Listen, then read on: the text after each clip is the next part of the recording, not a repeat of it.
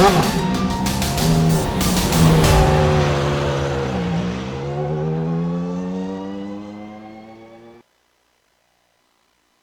sun goes down on 2018, and appropriately, for the first time ever, the sun will go down during a GSRC broadcast. Here at Daytona, we are proud to debut iRacing's new dynamic time of day feature with changing lighting, a changing sky, and most importantly to the drivers, an ever-changing track. We'll see who adapts the best as we get ready to watch the Lone Star Sports Car Series 2 Hours of Daytona, and you'll see it all live here on the Global SimRacing Channel. Hi, I'm Joe Peak, and with me in the booth is Samuel Ryman and Nick Schmeg. Behind the scenes is our director, Sean Crackers Ambrose, and he's using cameras provided by Dougie Beard. Sam, I can't tell you how excited I am about our first day-to-night race, but in all of that excitement, let's not forget about an even bigger feature to concern ourselves with, and that's the track itself. Yeah, as far as racetracks go, particularly in the sports car racing world, this one has a tendency to produce quite unpredictable sports car races, a lot due to the fact that when they are out there on the oval banking that NASCAR uses for the Daytona 500, they're able to really utilize the slipstream, which creates some interesting battles during the infield section. There you see, it's just a tick over 3.5 miles in length, 12 turns on this course. They're calling it a road course. Really, it's a roval. It's the original roval. Let's give you an idea of what it's like with our GSRC lap car.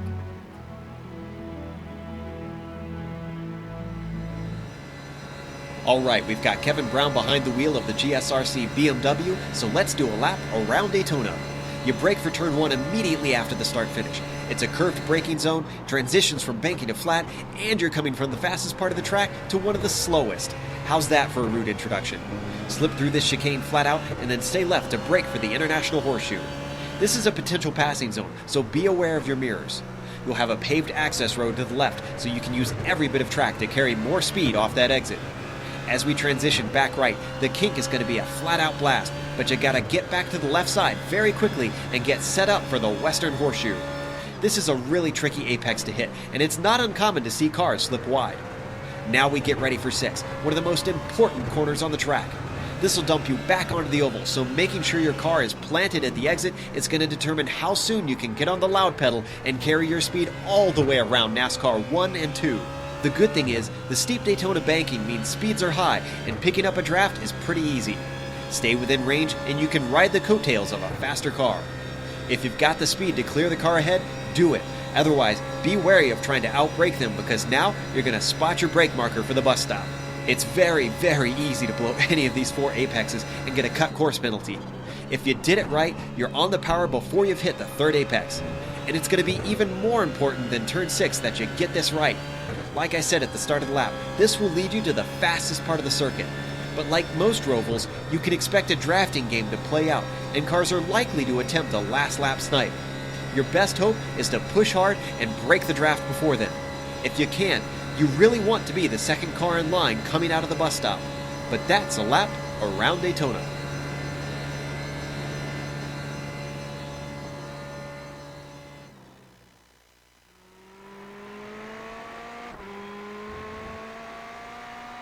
There we see a lap around Daytona's road course and what it'll look a little bit more like at the end of this race. You can see the sun is still up, but we haven't even started the qualifying session yet, so we'll get that switched over soon enough here as the last of warm-up takes place. In the meantime, let's head over to Nick to give us a little bit of info on some of the details about this race. Nick, what's it going to look like? All right, well, Joe, it's going to be a 2-hour race with all of the GT3 cars available here on iRacing. Open setups, all the fuel you can pack in there. We're going to see a couple different fuel strategies, I think. A lot of the drafting on the banking really going to affect that a lot. No fast repairs. That's going to become very pivotal. I mean, this is a 2-hour endurance race. No fast repairs with these guys. They're going to have to be pretty cautious. And another thing about that is that there will be no full course cautions, just local ones. So you're going to have to really be on your toes today because you're not going to have any help by catching up to the field with a full course yellow. Absolutely. Well, and not only because of no help, but just avoiding that danger in general. I mean, Sam, most of the drivers who've raced here, viewers who are very familiar might know, but for anybody who isn't really keen on Daytona and this road course, what are some of the places that could offer passes or could present those dangers? Well, normally I always like to think the turns that create passes are also the ones that also lead to dangers, just because drivers try and be a bit ambitious in those. And such is the case here at the Daytona Roval and pretty much most Roval courses you get across the United States and across the world. Turn 1 is a tricky spot. It's one of your best overtaking opportunities on the track because you're coming off of this massive run, which is not the part of the track we're looking at right now. We're looking at the inner loop on the back, which is a danger zone in itself. But yeah, here you go. As we were watching the car around the course, so it must have gone away. But you get that massive run going around the back straight, the massive slipstream. You head on into turn 1. You can make great passes going down the inside there, but it's also very easy to overshoot your braking zone, go off into the runoff area, spin around. We've seen all different kinds of carnage at turn 1, and there's that yellow arrow reminding you, hey, the track goes that way. Every driver knows that, and some drivers still can't get this corner quite right. Now, qualifying has started, and you can notice that the time of day has changed. Now, the race will start at 4:30 p.m. within the simulation itself here when the green flag falls, but you can see that the time has now changed. It is 2 o'clock in the afternoon here in the virtual world.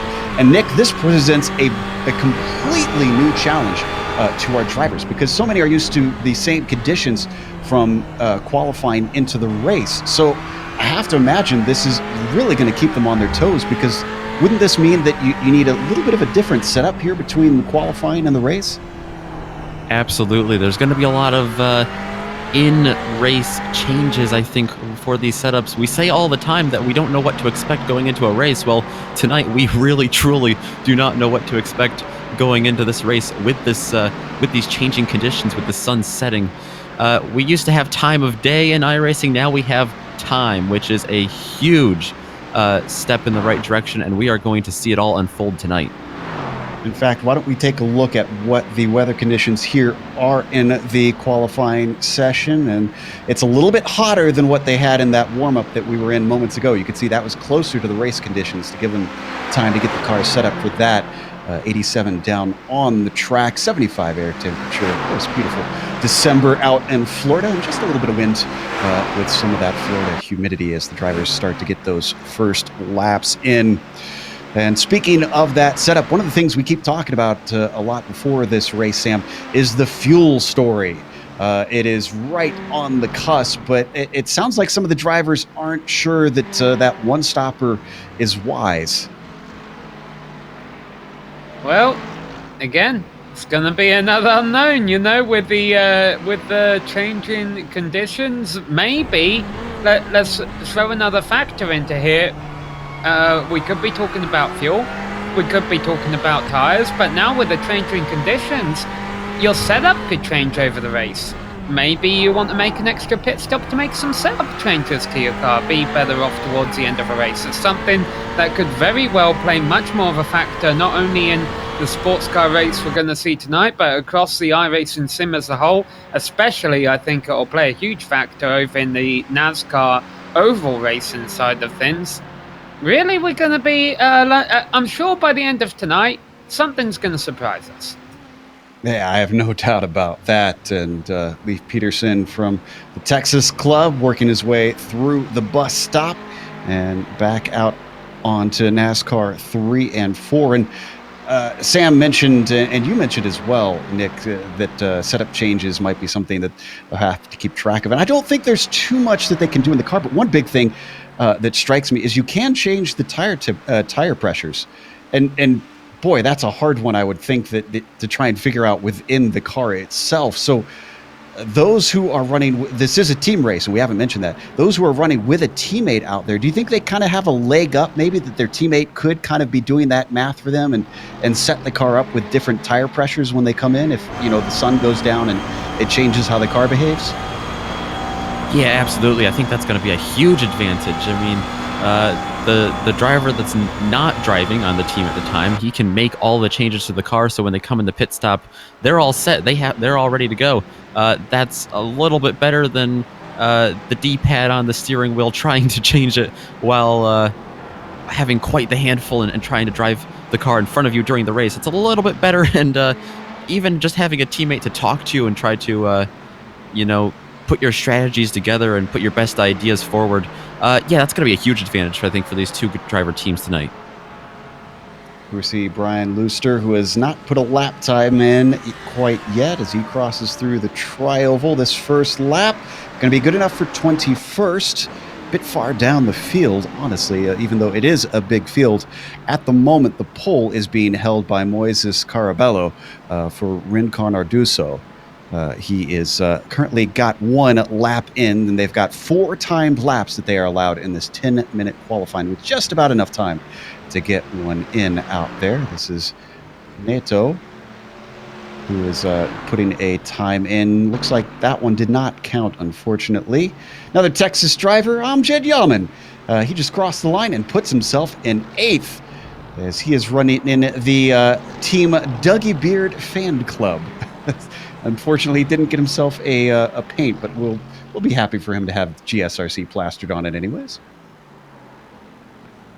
Yeah, I remember when this driver used to do racing before he became our director. He was very fast. Let's see if he's still got that in him.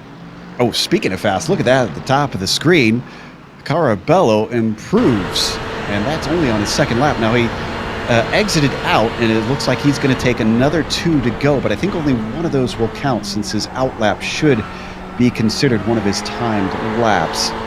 This is Carl Schwing, who we just saw put himself into 14th out there. In fact, we're only missing, it looks like, maybe 10 or so cars who have yet to put their time in. It is a long race, so qualifying not quite as important. Mainly just want to get yourself, I imagine, into the top half of the field, especially, Nick, at a track like this where the drafting can play a role on that embankment. Definitely. That's another thing with the setups, is that the setups are way different when you get up on the high banks here at Daytona compared to the infield section. Sam said earlier in his track description, this really is the original Roval. And, well, I'll tell you one, for someone who tried to drive the Roval this week, setups are not easy, and it's really no different here at Daytona when you have all that draft compared to all of that infield madness as well for these road course cars. Getting down to the end of the session, 3 minutes left to go. David Weiss, and 16th for now. If you've seen all these Texas drivers, well, that's because it is a combination between Champion Motorsports out here today, and of course the Texas Club has put this race on. So that's why we're seeing so many of those from the Lone Star State. Kevin Santana from the Virginias puts his car into 6th with that last lap. This is Robert Tarbox Jr. and the beautiful McLaren GT3 cars out there. Don't get to see a lot of the McLaren anymore. Glad to see someone representing. He's sitting in 24th, and he's about to cross the line. But this one is not faster, unfortunately, so he's going to sit there. Now, one more rule that we should mention here in this race that is specific to this race. The stewards have said that if you cut the course at the bus stop, you must come to a complete stop, just like they do in the real life 24 hours of Daytona, and then you can continue once more. In the iRacing sim, they only enforce just a slowdown penalty, as they call it. Here, you have to come to a complete halt, and then you can go once again. Hayspec, we see coming onto that banking once more, Sam, and we're getting ever closer to the start of our first day to night race. I'm just getting more and more excited about this. This is going to be fun to watch. Yeah, only 90 seconds left of this qualifying session, plus whatever time the sim decides to add once the checkered flag flies. So you see the clock counting down in the top left corner of your screen. I'm counting about 47, 48 cars here, Joe. Teams, rather. But cars as well as teams, I suppose. 40 of them have turned on time so far, and then the Rincon Arduzo racing team, of course, with Moises Caraballo currently fastest by a few tenths of a second, but actually he's just had an off over at the inner loop, and Haserbeck also coming into the pits. Yeah, I'm seeing if anybody has a chance to try and topple them. John Paquin came very close. He moves up to second as he just finishes his final lap. And they actually won't get much extra time with this only being 4 laps, the lap limited. iRacing will not give them any more after this. Let's see. Looks like Clark Archer might not be able to make it to the end. He's sitting in 6th right now. Any others who are close to the finish of their laps? Just looking through the top of the field, I think 11th, Tom Raphael Bervinger is coming across. Let's see what he can do. Through the tri-oval, and I think, is he slowing actually right now? Yeah, looks like that one will not be a faster lap for him. With that, that is going to be everybody. So our qualifying has finished. Let's go through your starting grid as the time changes once more. And you can see the sun is starting to set. Up on the pole, Moises A. Carabello starting at the top spot with John Paquin starting behind him in second. Then it's Wilson Nato starting third and Colin Stark in fourth. Then Paul Slavonic will start in fifth with P6 going to Clark Archer. Row 4 will have Marcus Abika in seventh, Kevin Santana eighth, Lee Peterson in ninth, and rounding out the top 10 is GSRC's Amjad Jamin. Sam? Yeah, page number 2 here, kicking off 11th place for Team Rafael Bavanga. There will be Rafael Bavanga. And then starting to his outside will be Alex Montoanelli. Starting in 13th place will be David Patton, and alongside him is David Weiss. Alan Haserbeck, we saw him on screen, he'll be starting from 15th place with Nick Harwood to his outside.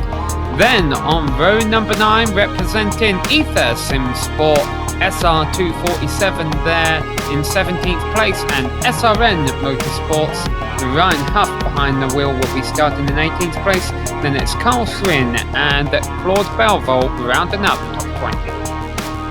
And then the last couple of drivers here, the last handful of drivers, I should say, that set qualifying times. Dexter Castro in 21st, and outside Tim Collier, David Slee, and Sheldon Rosenbaum there in row 12. Jimmy Hume in 25th, and Drew Lidkia in 26th. They're going to be rounding out the top, or the row 13 there. Robert Tarbox Jr. and Chris Hudson are going to be 27th and 28th. 29th going to go to Taft Baldwin, and Paul Hamilton in the 44 car going to round out the top 30. 31st goes to Peter Hebron with Lonnie Fitch in 32nd. Then Brian Looster will be 33rd, flanked by Mike Taylor in 34th. David Anderson starts behind them in P35. Lionel Duprat, named here, starts 36th with Jess Coleman starting 37th. Then it's Mike Taylor starting in 38th. Anthony James will start in 39th, and 40th will go to Liam Park. We jump one more back, and John Prince starts 41st with James Stacy 42nd. Leandro Vitellini in 44th, Jason Lundy 45th, Jay Friels 46th, Jeff Foyt in 47th, and Mike Franklin in the tail end at Charlie's spot. You could see just about 6 cars did not get a time in. We have half a lap of warm-up here, of pacing, and then we go green for 2 hours here around Daytona with the sun just starting to set. As they work their way around the banking of NASCAR 3 and 4, drivers are going to have to adapt once again as the track temperature is going down, which right now sit at 76 degrees on the track. 75 air temperature. Wind is picked up just slightly to 11 miles per hour. As the roof pace car works its way up to the pit entry, driver peels off and is now led by Carabello. Green flag waves, and we go racing here at Daytona as the engines get revved up and they head down towards turn 1. Carabello pulling out just slightly over John Paquin. Paquin breaks a little bit deeper but stays to the outside as most of them still too wide coming into the first corner. This is always a tricky part, Sam, to keep the car safe. Yeah, looked like most of the leaders were able to do it all right, though. The top 6 or so cars have gone single file. Around 10th place is where it starts getting side by side. Our very own Amjad Yarman making up a position over Leif Peterson. We've got a big incident in the back. Mike Taylor involved in that. Lonnie Fitch. Looks like Leandro Vizzolini. So we'll get back to that in a little bit and check the replay. That was in the International Horseshoe. Unfortunately, so did not make it clean through lap 1 in this long endurance race. But now the leaders, you can see Nick already heading onto the banking. Yeah, a lot of side-by-side action there all through the field but they're in the infield. But now they get on the banking, they can really stretch out that throttle, use the track to their advantage, and we're going to see a couple of lines and a couple of packs start to mix things up as they head down towards the bus stop. Hopefully we won't see any penalties after that first lap incident. The stewards did tell the drivers that they're going to be very, very strict on the first lap as far as car contact goes. So I'm sure we'll be seeing some reviews. In fact, I'm just seeing them pop up. Car 57 is under review for the first lap. I suspect that involves that incident. Colin Stark running in 4th place gets a slowdown penalty for cutting the course a little bit in the inner loop. That was he didn't completely abort the chicane, so he didn't have to come to a stop, but iRacing nonetheless tells him slow down, and he has lost a bunch of positions because of it. You can see them working their way through the trioval. Your order is still Caraballo leading, John Paquin and Nato running in 3rd. They've got a bit of a gap back to 4th place, a slight breakaway at the moment, and that is Paul Slavonic. Ooh, and is this pass for the lead? And it looks like Paquin in the International Horseshoe, not waiting around, manages to get by Caraballo. Yeah, he had a nice bit of a tow from him, obviously, when they were out on the oval banking and decided he wanted to take the lead. And it looks like we've got our first, not necessarily a penalty of the race, but a wag of a finger, the car number 53, being given a warning for avoidable contact on the opening lap. They are going to be given warnings for those incidents. So let's take a look at the replay, see what they felt deemed that.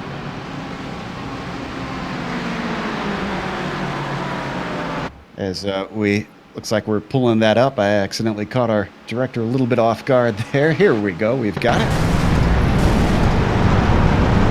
There came in just about in the middle of.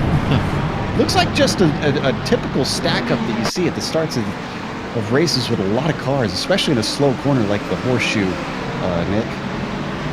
Yeah, it's I was 99% sure we'd see a little something through there, not maybe to that degree, but you know, it's like you said, it's going to happen when you have that many cars in the field, and the track goes from so wide and fast, even on the pace lap, down to so slow and narrow as we go back live now. But yeah, it just kind of happens through there, and if you're going to have a problem, you want to have it early in the race so you have the rest of the race to catch up.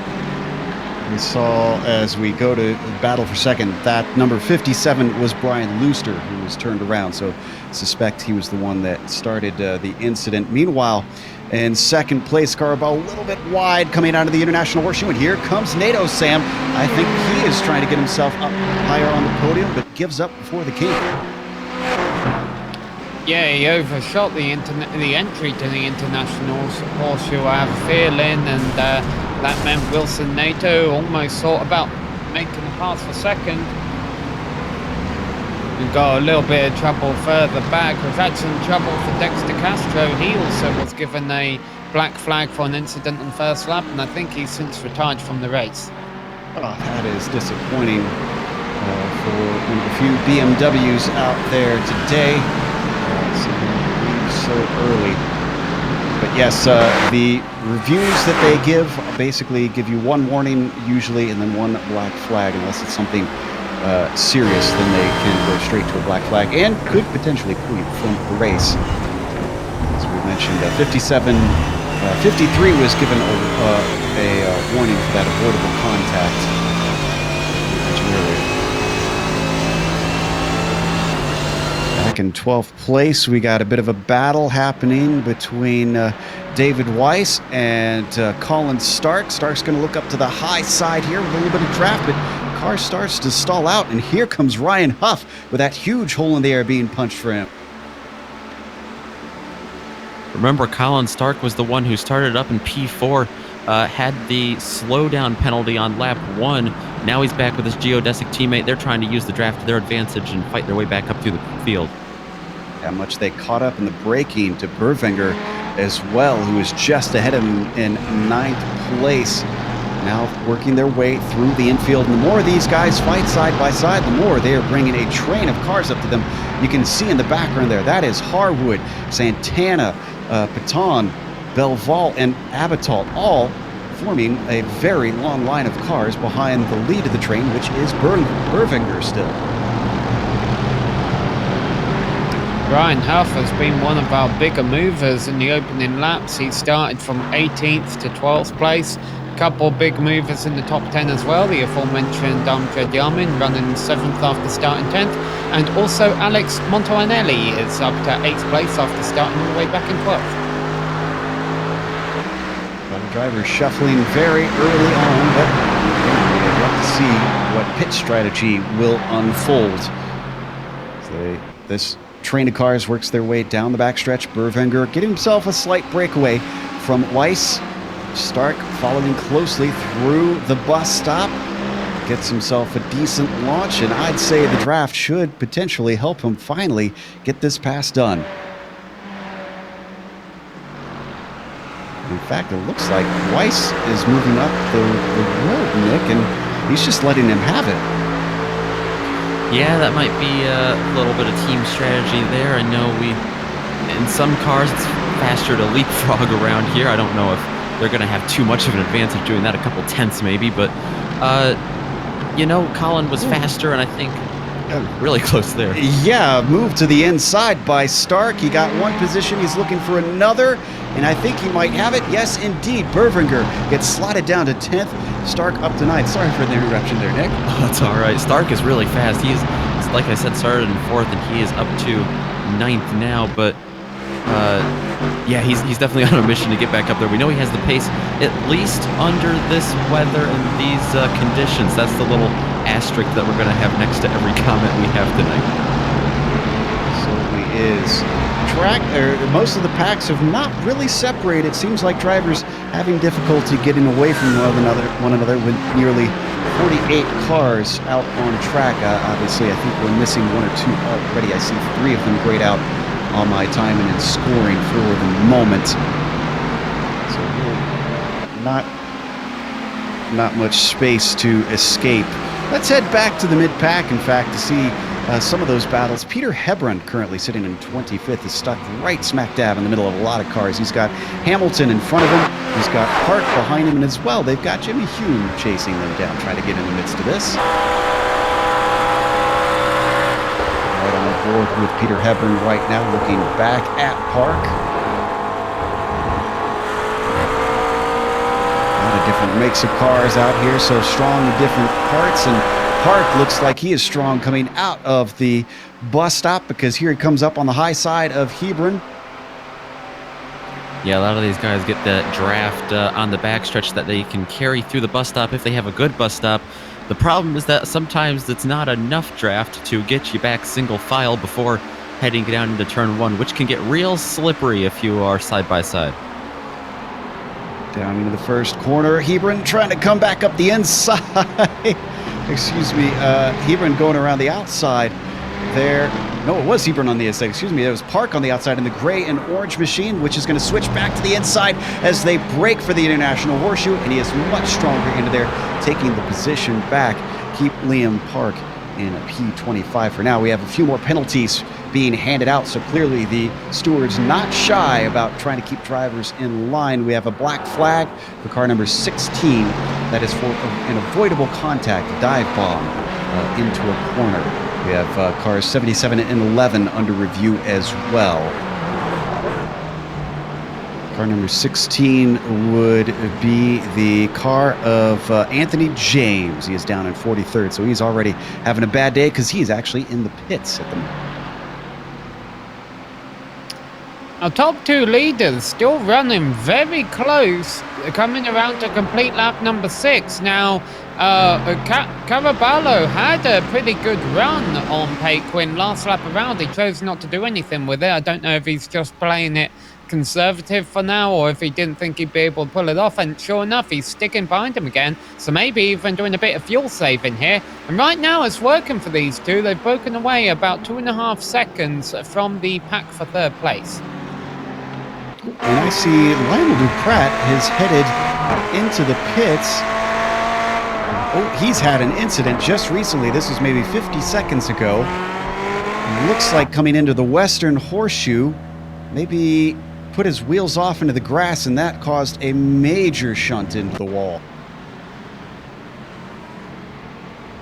See, looks like maybe it is a little bit farther back for Lionel. I know we're on Anthony James right now. This is Lionel Duprat we're looking for.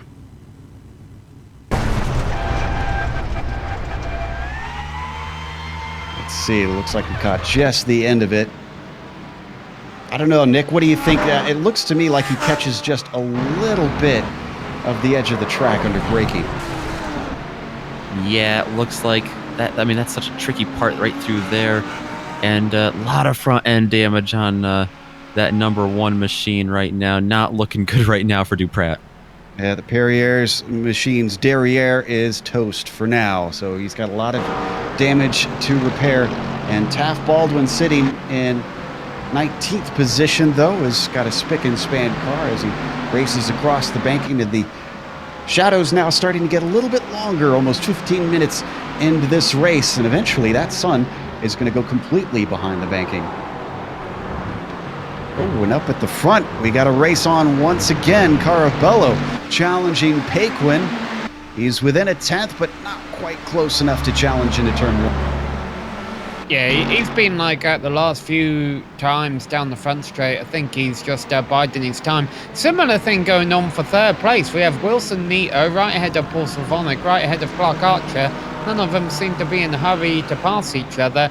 Maybe they're aware they're 2.5 seconds back of a lead duo early on, and they don't really want to lose any more time right now. Yeah, I kind of can't blame them there. Do we have another incident happening? Sheldon Rosenbaum is in an unusual spot on the track.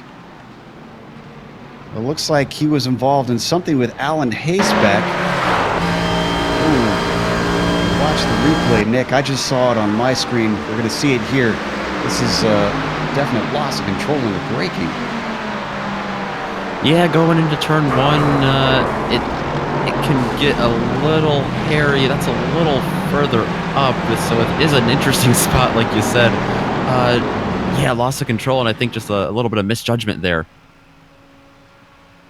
They are reviewing that right now to see what the stewards think of that as we take a look at fourth place. Do we have a swap of positions here? This is Clark Archer and Sylvanek. Yes, we did. Sam, you were watching this a little bit earlier. Yeah, just a switch for positions. Doesn't look like they've lost too many times doing it, because they're still within drafting range of Wilson Nito for third place. Also want to mention we had a warning for the car number 77. That is Mike Taylor. Now, I'm not sure what it is for exactly. Oh, and we got a nice battle on screen for 13th. On the inside, that is David Paton. On his outside, we've got the car of Nick Harwood. Excuse me, inside is Nick Harwood as he outbrakes him down into turn one. Paton backs out of it, and that's going to give P12 to the Fury Sim Sport car of Nick Harwood. Behind them, cars starting to catch up with the side-by-side action. Of course, David Weiss in there, Kevin Santana catching up, Claude Belval, and Simon Abiteboul.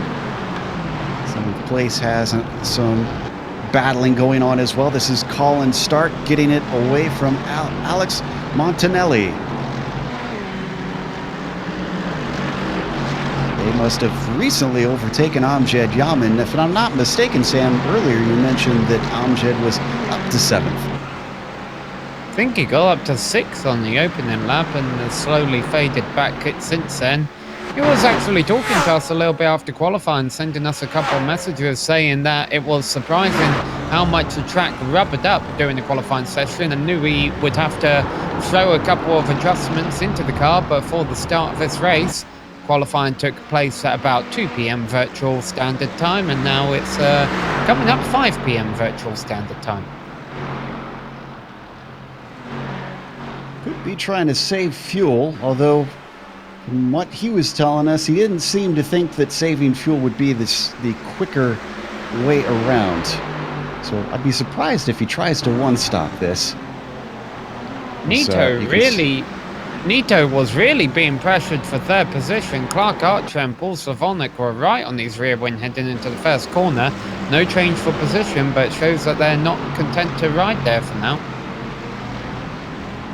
Yeah, Savonik following closely behind Archer through the infield now.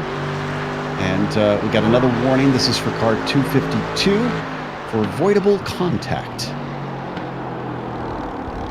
And you know, we're seeing a lot of these packs that are 3, 4, even 6 or 7 cars that are all strung in a line, not seeing a whole lot of just single car action around the track. So a lot of these guys, I think maybe they don't know what their fuel strategy is going to be like because they don't know the handling of their car and how badly they're going to need to pit for adjustments. So I'm wondering if a lot of these guys are just saving fuel and riding around in lines just in case they need to come in earlier or later and just to give them a little more of a cushion throughout this race. And you can see the lighting has definitely changed. We're not seeing shadows so much anymore as it is getting very dark out there. We watch this battle for the lead continue. Go ahead, Sam. The reason that is, Joe, it's not because the sun's setting, it's because it's gone behind a big cloud. One of the new features here as well in this lighting as we continue to watch this battle. That can happen. As the sun, the clouds will continue to go across. And actually, that explains why I was just checking to see what the temperature was. I wonder if that is what's affected the track temperature. It's gone down 2 degrees since we first started. And let's not forget that might not necessarily stand for the whole racetrack. There will be parts of a racetrack that might be unaffected by the sun going behind the cloud. You know, the sun might still be shining there. I mean, this is a big racetrack. And in that spot of a track, iRacing will recognize that the track temperature there is higher than at parts of a track that are being affected by that shadow. And that goes for all the shadows, too. If shadows being cast by objects on parts of the track and not other parts, it will be hotter where the sun's hitting it. Back in 8th place, still got that battle between the likes of Yaman, Bervinger, and as well a car behind them, Alex Montanelli. Yaman has recently managed to overtake the red machine of Rafael. Amjad running in the red and white there, you see, and the BMW as they come back onto the banking. But all that fighting has cost them some time, Nick. Look at Colin Stark start to stretch away. Yeah, Stark's been really fighting his way back up to the field after his lap 1 slowdown penalty. And another thing you were talking, Amjad talking to us earlier in this race, is running P8 right now. He said a couple of the guys, including him, would probably be on the strategy that's just go for it, because fuel strategy might not make too much of a difference, or fuel saving might not make too much of a difference. And I think it's clear to say that Colin Stark is on that strategy as well. Yeah, these guys fighting hard here early on with a good run coming up to that GSRC machine. The Dougie Beard fan club car goes side by side with Bervinger. That head of steam looks like he might be able to get it. In fact, Amjad looks like he lifts early and lets him have it. And as that has been happening, behind them, there is an almighty battle happening between the likes of Harwood, Paton, Weiss, Santana, even more cars behind them, Belval and Abitbol. Just look at this, 6 cars all together and swapping positions. Only 20 minutes into this race. There's still a lot left to go here.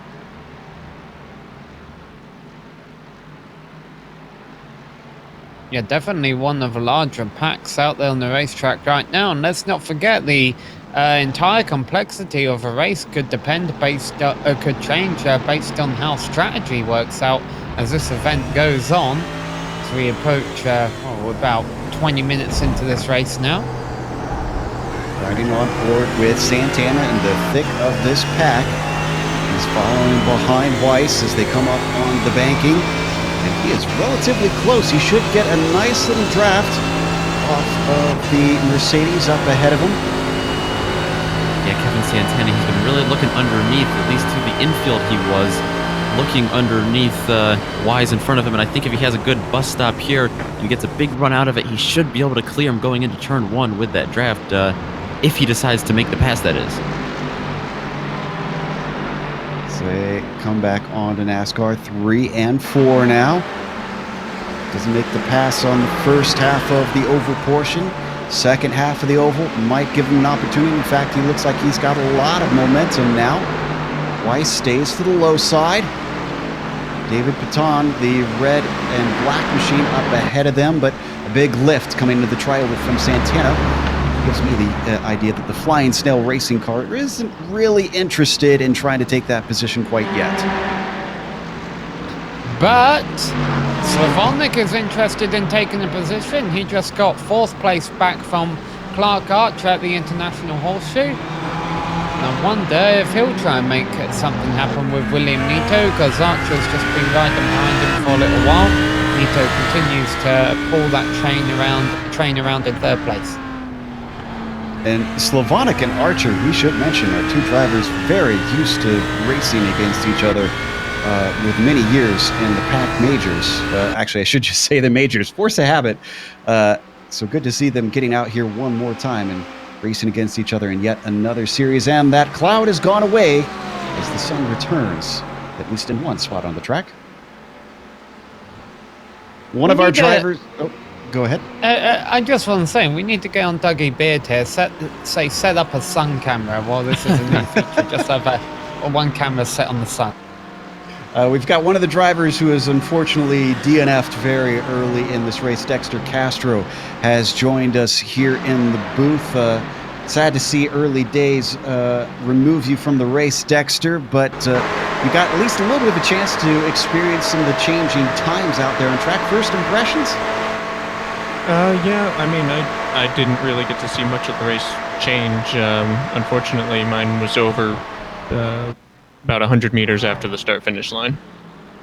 Yeah, that was sad to see, but you did see the change between the qualifying and the race sessions. The sun was in very different positions.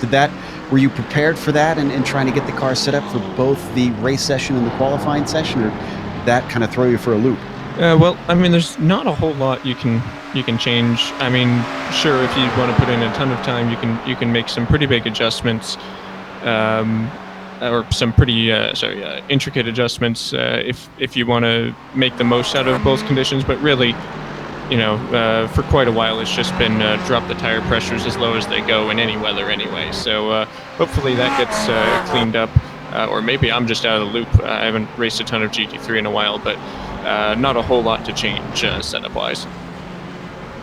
Well, again, we're sad to see you drop out so early. Hope to see you in some more of these coming up, as we got some more series here on the board for week 13, and hope you have some fun as well during the sort of off time that we have with iRacing. Thanks for talking to us. Yeah, thanks. And I don't know, I'll be looking for just any race, and just disappointing because I interpreted the thing where they're going to penalize first light contact being where they'll penalize whoever actually caused the contact.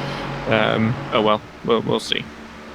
All right. Well, that was Dexter Castro DNF'd here early on in the 2 hours of Daytona.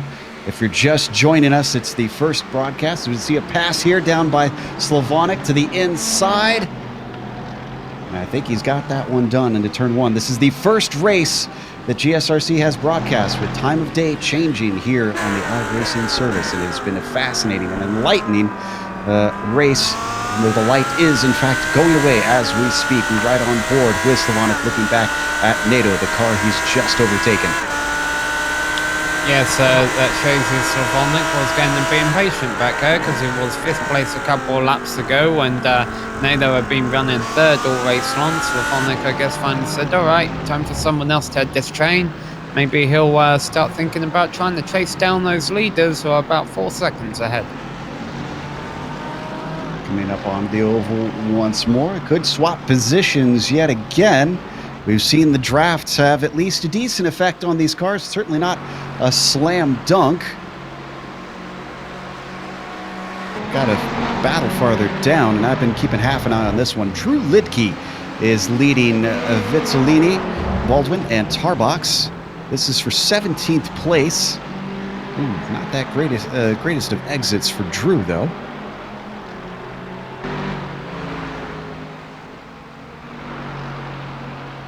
Let's see, it looks like the Sun pretty much fairly behind the banking NASCAR 1 and 2, so that corner probably offering a little bit more grip.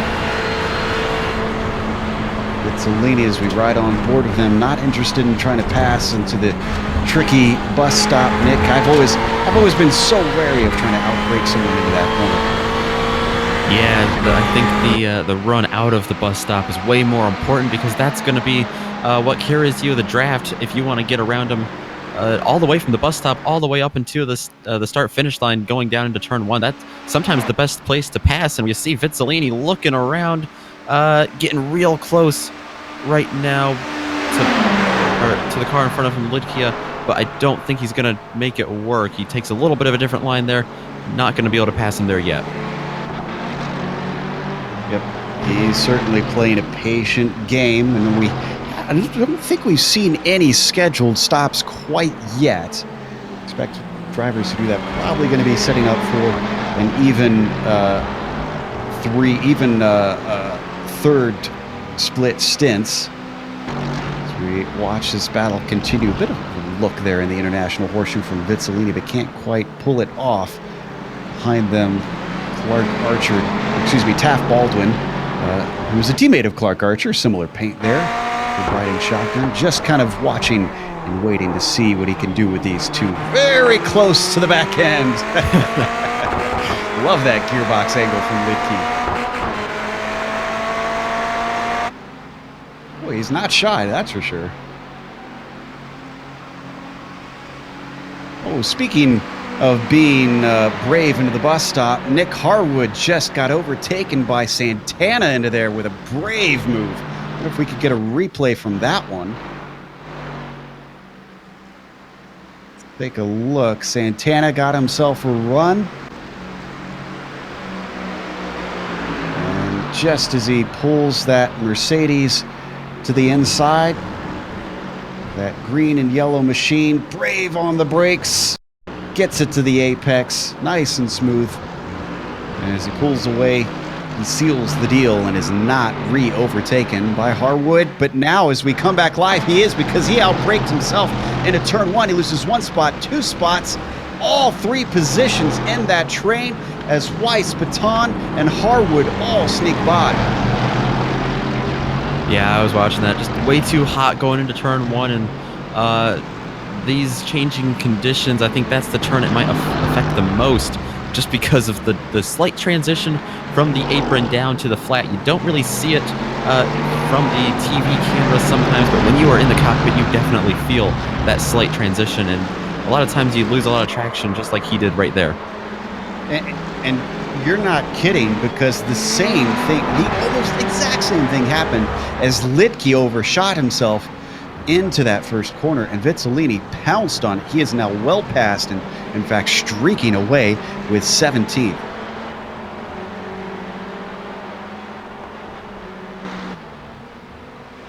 So a lot of position changes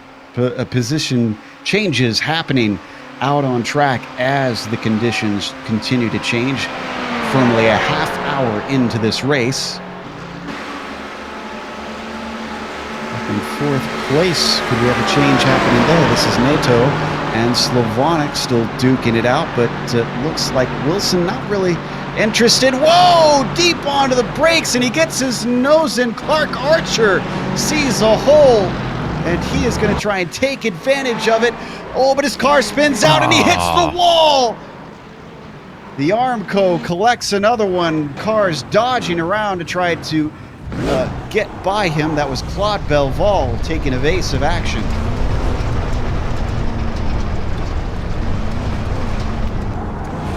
It was a bad part of the track to be stopped sideways. Clark Archer did a great job there, getting it turned around safely through the grass, and now he's gonna Maybe try to limp it back to pit road as you see the replay here on screen. Yeah, no spare cars. Yeah, that just all started with maybe a little bit too much of the gravel on the inside of turn 2.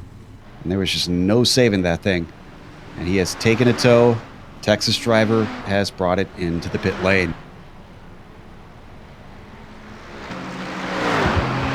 It's gonna break up that battle for third for a little bit, because we'd seen those 3 cars battling for that position. What that does mean is all these drivers running around 6th, 7th, 8th positions, they all get to move up one more spot. Absolutely. I believe Peterson, though, might be moving down a spot because he had a bad exit out of that bus stop chicane. Here comes Bervinger. So he swings up to the high side, but he swinged up violently. That seemed to hurt his momentum. Oh, and we've had an incident with Kevin Santana. This is in the bus stop. The spot where we briefly ago saw him make a brave move. Unfortunately, this one was a lot less brave and a lot more accidental. And the train of cars that we lost all those spots to in turn 1. Nick, looks like he just loses it all on his own. Yeah, right in the bus stop, and yeah, just losing control through there. A lot of times you get a lot of speed, and those slight flicks of the wheel, you know, trying to straighten the car out or trying to gain more traction, just kind of throws it off, and just a little, yeah, just a slight mistake there for Santana really sent the car into the grass. He's able to get it going once again, but he is now down in 16th, so a number of spots lost for that yellow and green machine. In 12th spot, we've got a battle happening between Harwood, Paton, and Weiss. They were the ones that were with Santana when he had his incident there moments ago. And they are unfazed as that all happened behind them. Back up onto the banking they go now. Haven't seen much change, so the conditions pretty close to what they were maybe about 15 minutes ago. Still about 76 degrees out on the track, although the air temperature going down a little bit. Yeah, sun pretty much about to set there. So we watch these drivers work their way through the inner loop, not missing anything up front. And if I was John Paquin, I'd start to get concerned about that, because Carabello is definitely saving fuel behind him. He's definitely doing that intentionally, and that's definitely going to open up his strategy window a bit more for him. Oh, we had another incident in the bus stop. This one was Robert Tarbucks. He's down in 19th right now. I think he actually still stopped. Yes, he is. So he's continuing to lose positions. This looks eerily similar, although it's a different car from what Santana was driving. But Nick, this is starting to look like those setups and the changing conditions are really coming into play. Yeah, definitely. We're seeing a lot of similar incidents right here in the bus stop and in turn 1, and they're kind of similar in that they go from slight banking down to completely flat. And yeah, you're right. A lot of these setups changing here or a lot of the conditions here are changing. That might persuade these drivers to pit a little bit sooner and make some of those adjustments. Up in 11th spot, we've got the Fury Sim Sport car of Harwood leading the way of Paton still. We're checking back in on this battle, and they're starting to leave Dave Weiss behind. He's got to hustle so that he doesn't lose touch to these two. Look at the beautiful shot of the sun just barely glinting off the paved track on the backstretch. Last hints of sunshine leaving Daytona International Speedway as a good run off the corner for Paton on Harwood. Going to give him an opportunity. He pulls up to the high side, but it's the long way around and he loses momentum.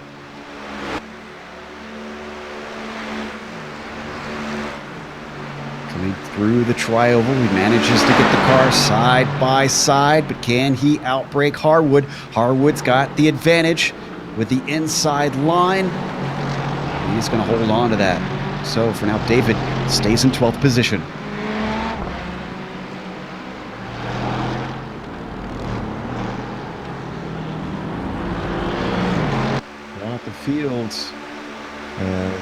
We go to Hamilton back in 20th. Taft Baldwin able to make his way by and firmly outbrake him down into turn 1. Many of these packs still holding a number of cars. Hamilton, in fact, needs to worry if they battle like this. They've got the likes of Collier and Hudson close behind them as they work their way through the International Horseshoe.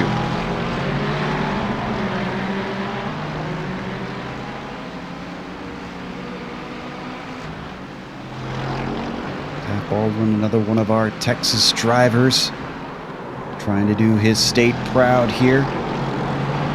Collier closing in on the back of Hamilton now through the Western Horseshoe. Oh, and a big bobble from Hamilton. Could hand it up on a silver platter. Collier looks to the inside down into turn 6, but he's got to get the gas down off the corner, and I think he's just barely got it. Hudson now looking on Hamilton as he closes in behind. That was a really close there. Hudson almost made contact with him, so Hudson's definitely got to run here. So now the question is, does he want to go side by side before the bus stop? He's almost pushing him there. Oh, almost made contact once and twice now. And Hamilton breaks a little bit early. He's going to let him have the corner down into the bus stop chicane. Hudson through up into 21st, but poor Paul Hamilton. 2 positions lost in 1 lap. We've seen so many people get squirrely there in the bus stop. The last thing you want is to be loose already and have someone pushing you into that turn. And I remember Amjad talking to us, Sam, about that, saying that he was kind of setting his car up for the end of the race, maybe wanting to be a little bit stronger and a little bit more stable towards the end. And I'm wondering if we're seeing drivers who took maybe a bit of the opposite philosophy, that they were paying so much more attention to a lit track than to a night track. Yeah, there's definitely a couple of different ways of doing that. I mean, the checkered flag falls at the end of a race, there's an advantage to that. So what, if you haven't set your car up to the end of the race, what problems could you be running into, you may wonder? Well, I think one thing is that when the sun goes down, this track racetracks gain a lot of grip when they get cooler. If your car's a little on the loose side, boy, it's just gonna, you're going to point the steering wheel in one direction once it's finally night, and the car's going to say, okay, we're going this way now. And hopefully the driver's prepared for that. And, you can always add a bit of understeering the car in your pit stop if not. Looks like Yaman might have a little bit of a move happening here down into the bus stop. Or no, excuse me, into the tri-oval, turn 1. He's given the inside by Alex Montanelli. They change positions. Meanwhile, I've been paying attention to the likes of Paul Slavonic and Wilson Nato. They've been very close. Actually, did they swap positions recently? Or is this how they were?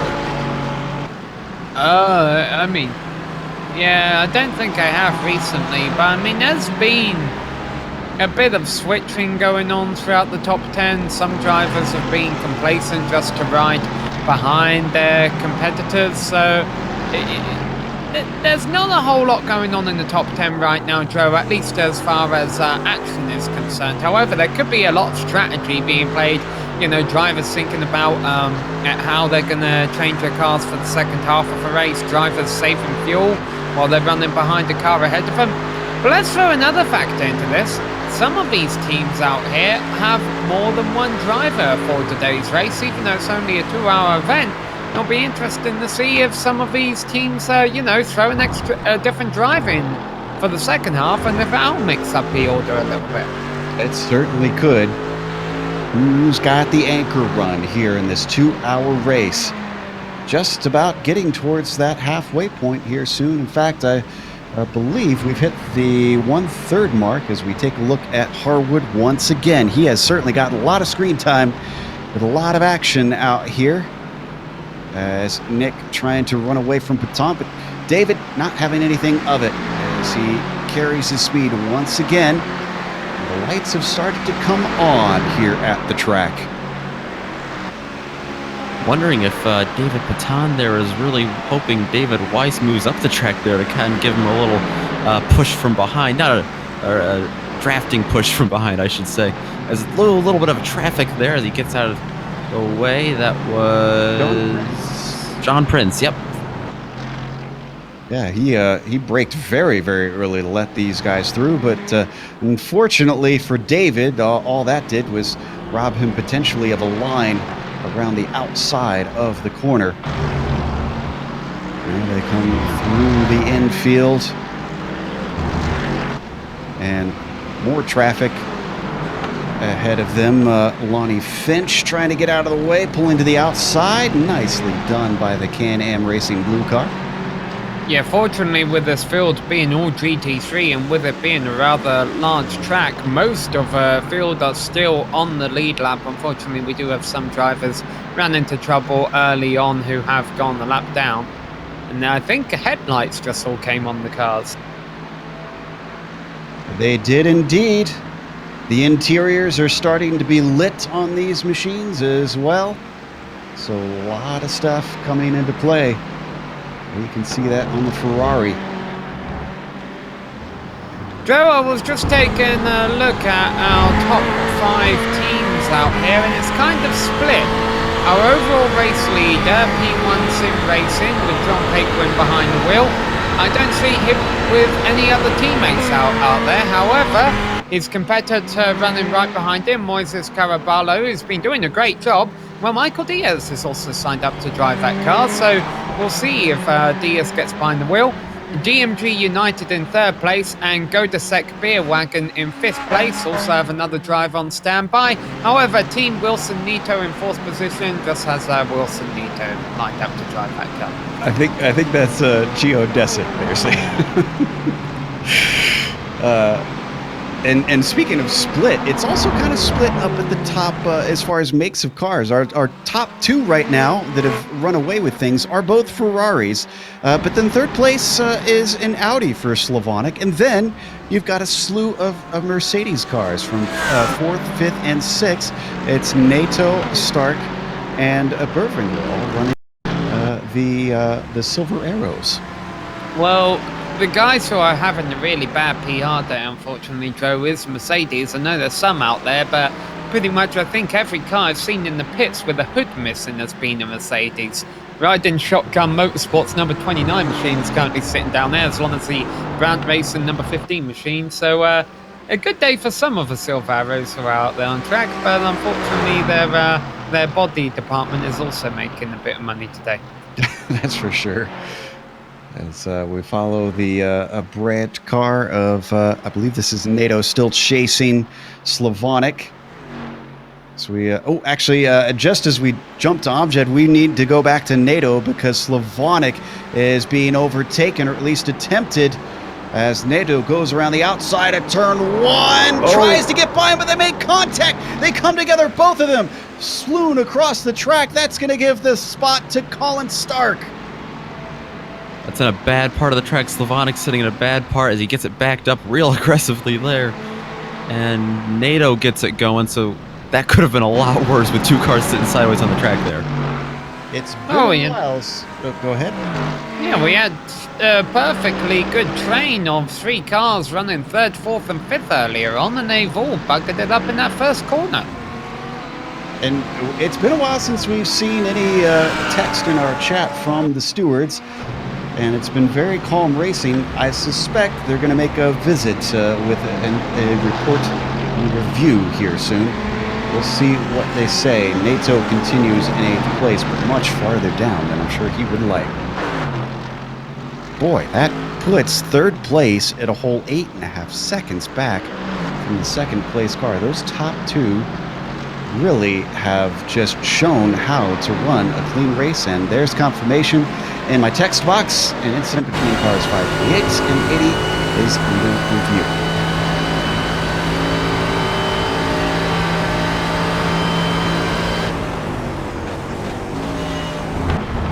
We rode on board there with one of our Mercs, jumping off once again. Ryan Huff that we're watching in that 8th place in the battle with NATO, who just lost multiple positions from his incident. A little bit back farther up to the front between Paquin and Caraballo.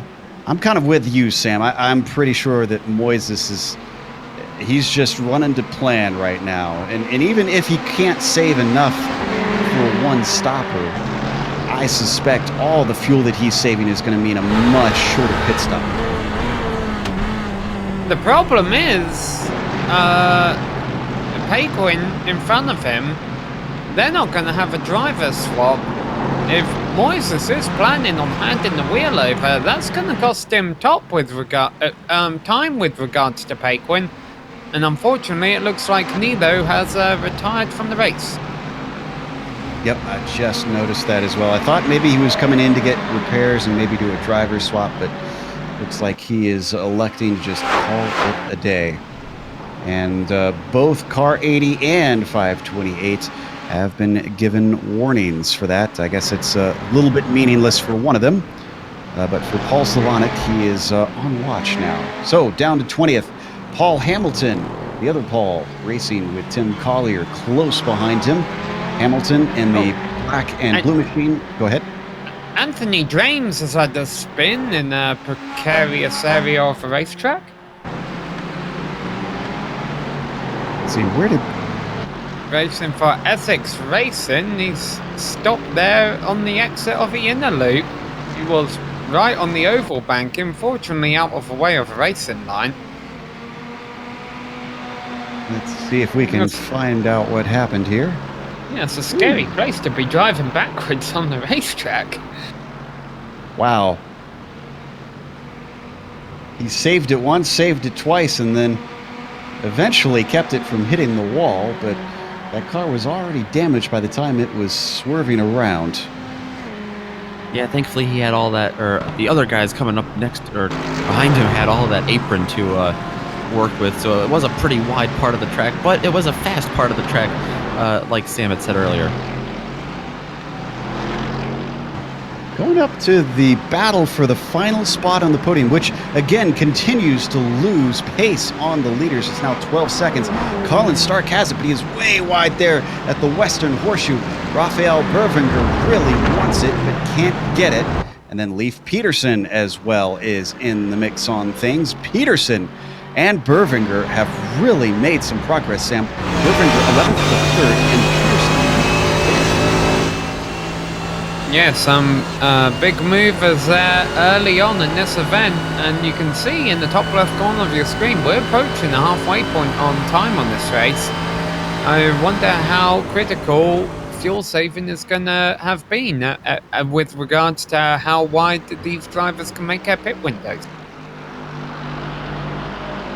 Yeah, still haven't seen a whole lot of them. And the real test will be if they can make it to that halfway point. Who is trying to get that far? Bervinger following in the slipstream of Stark, and doesn't seem like he's going to try and make a move, at least for now, but they've got a big hole cut in the air for the car following behind them. Leif Peterson thinks about it and then lifts by the time they hit the tri-oval.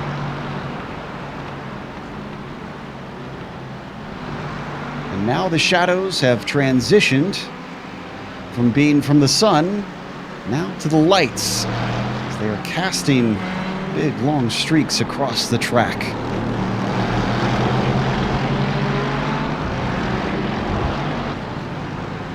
Carwood, who we keep checking in on, Patton, is the one who is still fighting him for that spot. This is for a top 10 now because of the DNFs we've been seeing recently.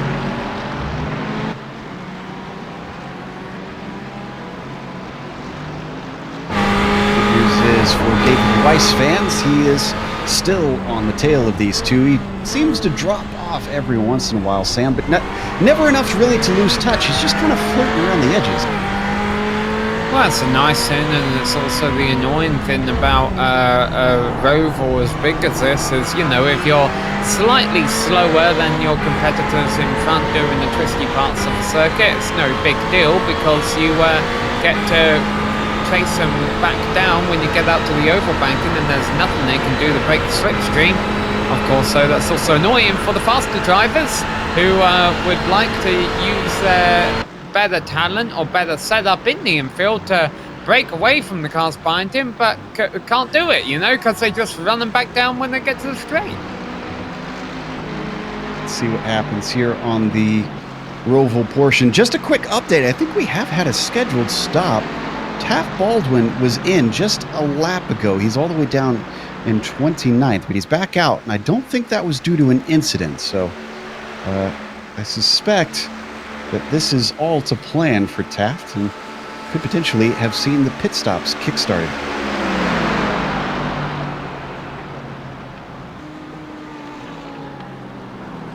Meanwhile, look at this action down into turn 1.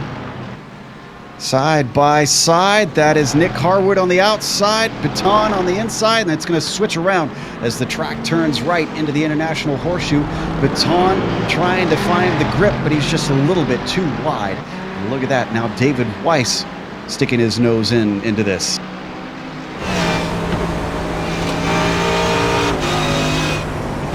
Now, good buddy Amjad, he wants to turn that three-way battle for third into a four-way.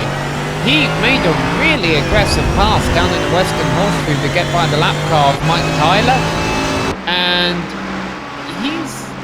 he realizes he's not within drafting range of Leif Peterson and co yet, but if he can put a couple good laps together, he'll be able to get within striking range of them and join that pack.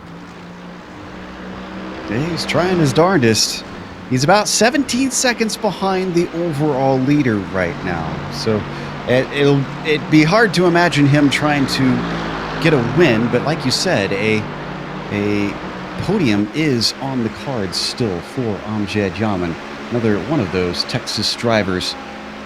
Speaking of the podium, Colin Stark has Bervinger getting close to him once again, but Bervinger once again lifts before they get to the braking of turn 1. Also, Joe, even though Amjad might not be in the running for the win at that point, he'll be in the running for third place, and I think anyone who watched the Charlotte Roval NASCAR race earlier this year would tell you if you get in third place, you have a good chance of winning that Roval. This is true. You never know what could happen between the leaders. Just got to put yourself in a position and drive as hard as you can. Let's continue to watch this battle between Stark, Bervinger, and Peterson. Close action happening behind them for 3 more cars. Jeff Foyt, Kevin Santana, and Lonnie Fitch. Santana, ever since his incident, wonder if he's got a little bit of damage. Because he was just recently overtook by Foyt. Yeah, Santana does have some front end damage, and that's definitely not going to be good, especially on the oval part. It might not affect him as much in the infield section, which we're seeing him do fairly well at now. But on the oval, he's got to be behind someone to keep up the pace with the slipstream. Yeah, there we get a good view of the damage from the gearbox of Foyt. We've got some more takers in the pit stops. Paul Hamilton is in what I believe is a scheduled stop, and Chris Pence have both come in and hit their pit stalls. And we're just shy of the halfway mark. Pence, though, sporting some damage. Wonder if something happened to him. Well, there's 2 things this can mean here, Joe. It could mean these drivers are short pitting a bit to get that damage repaired, or it could mean that their fuel mileage has been hurt a bit by that front end damage. That's a good point. Could be either or. And it's hard to assess from the way things are right now. It is well and firmly into the evening now, because you can't really see much of the sun. Hamilton slow out of his pit stall. Lidke also into the pits here. Hey, we mentioned him a couple of times today, but let's give a shout out to Leandro Vizzolini, currently running in 14th place. He started 43rd. And before you ask how the heck has he done that, consider also the fact that behind him in 15th place is Jeff Foyt. He started 45th. He's passed 30 cars. That's something. Bill would argue with you that both of them did not put a qualifying time in, so even still, that's a lot of cars to pass. Normally the races Bill calls. Hey, someone coming into the pits, John Paquin, our overall leader. Of course, he hasn't been able to save fuel. And we're not at the 1 hour mark. Caraballo does stay out. Now, it's not a 4-minute lap, though. So Caraballo would have to have saved roughly about 2 to 3 laps worth. That is a lot of fuel. I don't think he can do quite that much. But, as we mentioned, he should have a shorter stop at some point because of the fuel that he saved behind him. Savonic also has come in. So where is this going to dump Paquin out? That's the other question. Could it be a traffic matter? Is he going to be in the midst of a lot of cars when he returns? Vizzolini is in. And Carballo has no help when it comes to draft either. He's all by himself. Even lap traffic, he has no one in front of him to try to get a run on to catch up to Paquin here in the pits.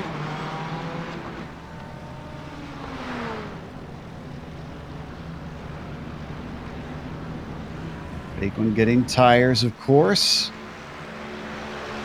Hudson is in.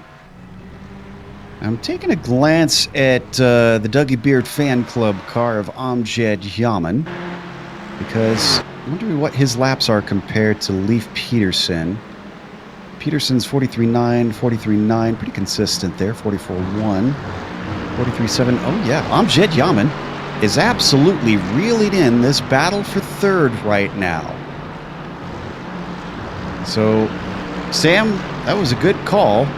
I think we're going to see Amjad Yaman work his way up to third place if he can overtake the cars ahead. And actually, a couple of those cars, at least one of those cars is heading into the pits. That's Colin Stark. Scheduled pit stops continuing. Not for our overall leader. Caraballo has stayed out another lap. Not too surprised by that. He was obviously saving a good amount of fuel while riding in second place. We just don't know if it's enough to get to the halfway point. It's going to be awful tight. He just started another lap not too long ago with 2 minutes to that halfway mark. Now, the thing about that is, though, he did that with fuel saving behind another car. He's going to have to find someone awful fast for the second half to stay behind to be able to make that 1 hour.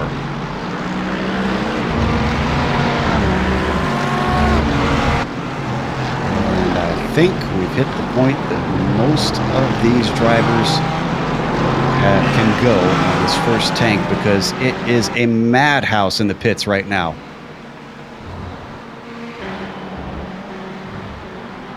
Caraballo still our leader in the number 89. He's coming up and around. If he can make it this one more time, that is the halfway point. Also interesting to see how many of these drivers take fuel and how many don't. I know it's a 2-hour race, but the Daytona road course is not the most abusive on their tires. And he goes around for another one. Wow. I am amazed at how much he was able to save. You know, it explains why he was so committed to that strategy. Yeah.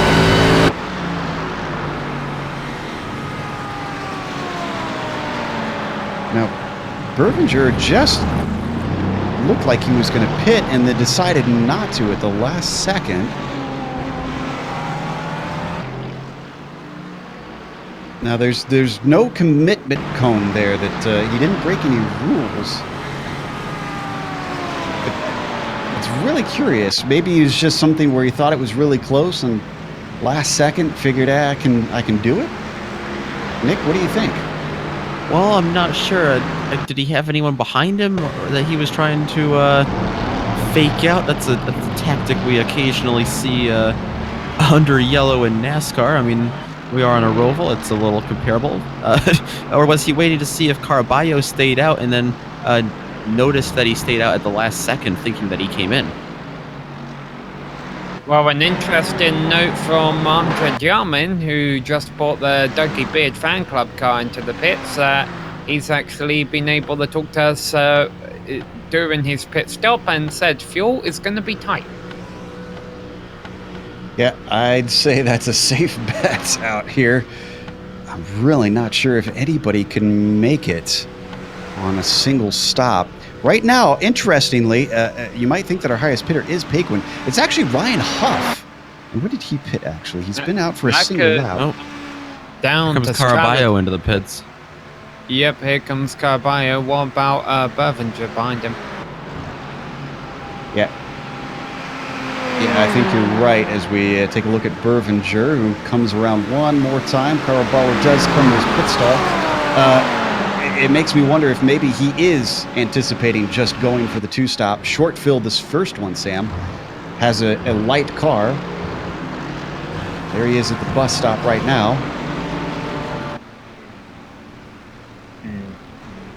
And I can report that Caraballo has handed the car over to Diaz.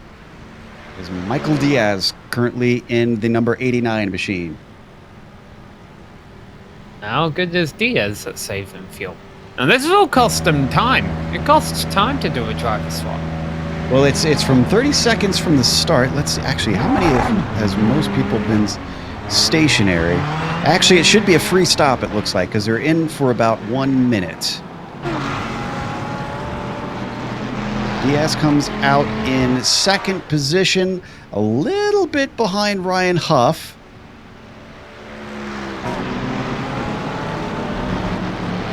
But Diaz is out way ahead of John Paquin. Yeah, Paquin's just crossing the line right now.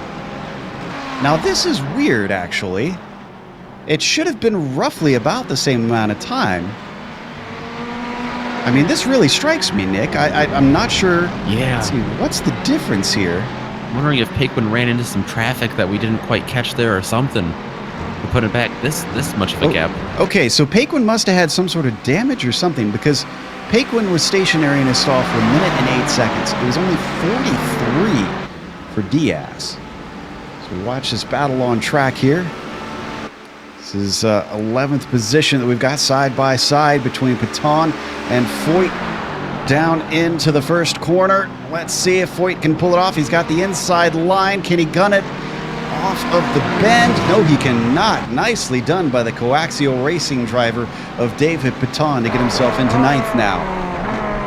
Oh, Daniel Johnson getting close there behind him.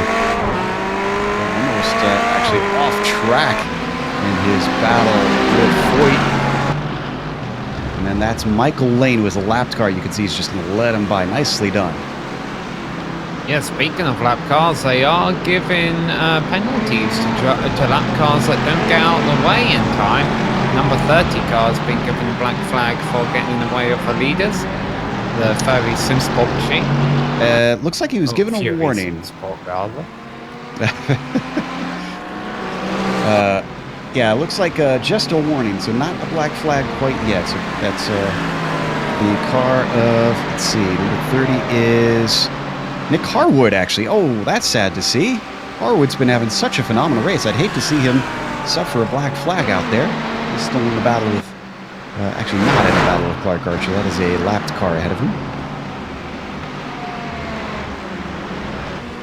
Well, looks like scheduled stops are done here. So why don't we go through our top 10 real quick, give you an idea of how things sit as strategy plays itself out. Again, Ryan Huff somehow has gotten himself up into the lead with a short stop. Michael Diaz, who has taken over for Caraballo, number 89, is currently sitting in second. Leif Peterson sits in the third position now, having overtaken some cars with that pit strategy. John Paquin, with an unusually long stop, has found himself all the way down in fourth position. The driver that was fighting with Peterson earlier is Bervinger. He is currently in fifth in that number 18 car. Sam, what's the back half of the top 10 look like? Yeah, running in sixth position is the number 84 machine of the Dougie Beard Fan Club Mercedes, being driven by Amjad Yamin. About 7 seconds on further back down the road, you will find the Geodesic Beer Wagon machine, the number 95, being driven by John Navarra. Things get a bit closer after that. Just a little bit behind him is Team Alex Montoanelli being driven by Alex Montoanelli, getting by a lap car then, the number 911 Mercedes. Coaxial Racing is running in 9th position. They're a bit further on down the road in 10th position, but up several spots from where they started. They started 13th and up to 9th. However, that is nothing compared to Brand Racing, which is up now 35 positions from where they started, with Jeff Foyt behind the wheel of that Mercedes. As we were going through that pretty scary moment for Tobias Soriano in the Rincon Arduzo red car. That's the 091. Paul Hamilton spun in front of him down into turn 1, and boy, Tobias really had to get on the binders to stay out of him. And you may have noticed that the Brand Racing machine was not in 10th anymore and fallen to 11th, so I was trying to get 10th back, because Johnson really under pressure from Foyt as they went into turn 1 that time by. They were side by side. Johnson stays ahead for now. Let's see if Foyt tries to make anything happen in the International Horseshoe. No, he doesn't. Too far back. It's still way wide off the apex for Johnson. Manages to avoid being overtaken. They work their way now through the kink down to the Western Horseshoe. Foyt too far behind to make a dive down into that right-hander, but as they now come up. It's our overall leader. Reinhardt is in, so now he is fueling it up to go to the end. And it looks like he's handing the car over. Dean Mole hops in for the SRN Motorsports number 41. So that Mercedes changes hands. Just waiting for him. Should be... Actually, no, I think the splash and dash was probably the first one, which explains how he got up into the lead. Back behind him, coming up to him soon, John Navarra and Alex Montanelli battling for 7th place. And John Navarra, he took the seat of Colin Stark, who was really, really good in that first half, but despite falling back outside the top 10, fought way back up into a podium position. So it's going to be interesting to see what John Navarra can do with the car. Right now, holding off Montanelli very well. He goes a little wide there, actually. Bad exit because of that slip up. Montanelli taking a look down to the inside. As they come to the International Horseshoe, he's given space at the apex, and that's looks like it's all she wrote, because Navarro hands over P6 to Montanelli. And just as that was happening, that is Dean Mole in the SRN Motorsports 41, which just came out of the pits behind him. Dean, not doing too bad, returns in 8th place. That car qualified in 18th. That is a nice run.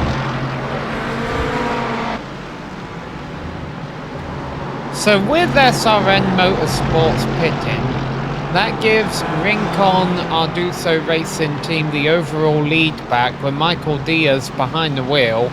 And Diaz has a 20-second lead over Team Leif Peterson. And that is good for 2 reasons.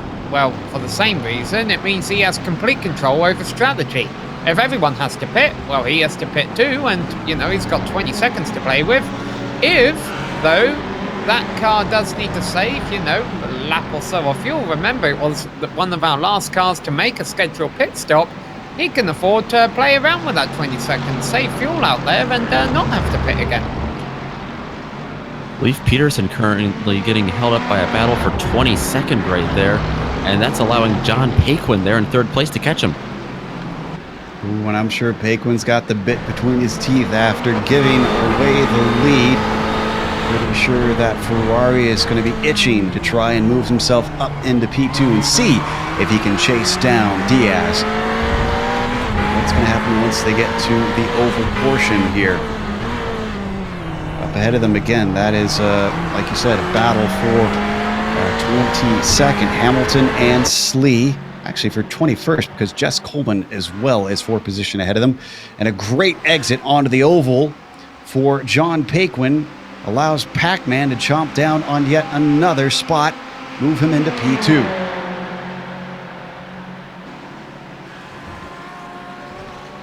Still keeping half an eye on the sky. Notice that, you know, it's 5:45 in virtual standard time, which is why I'm going to keep calling it.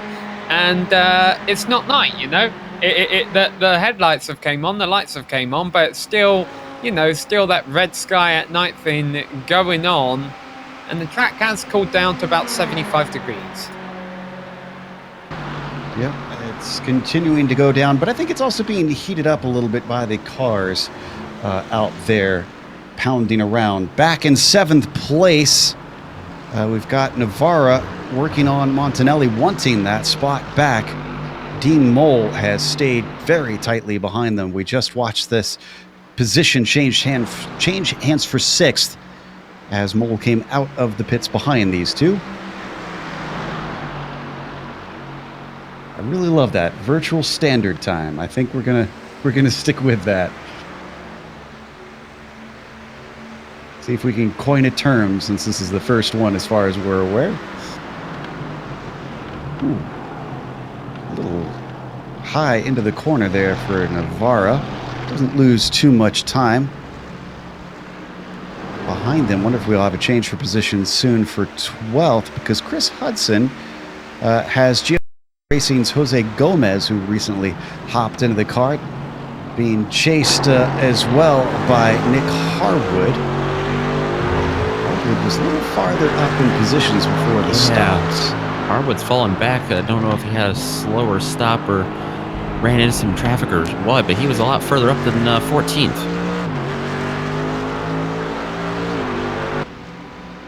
Running closely behind. He seems to have some pace, because we've watched him have some nice battles throughout this race. Let's see how he handles being behind instead of in front.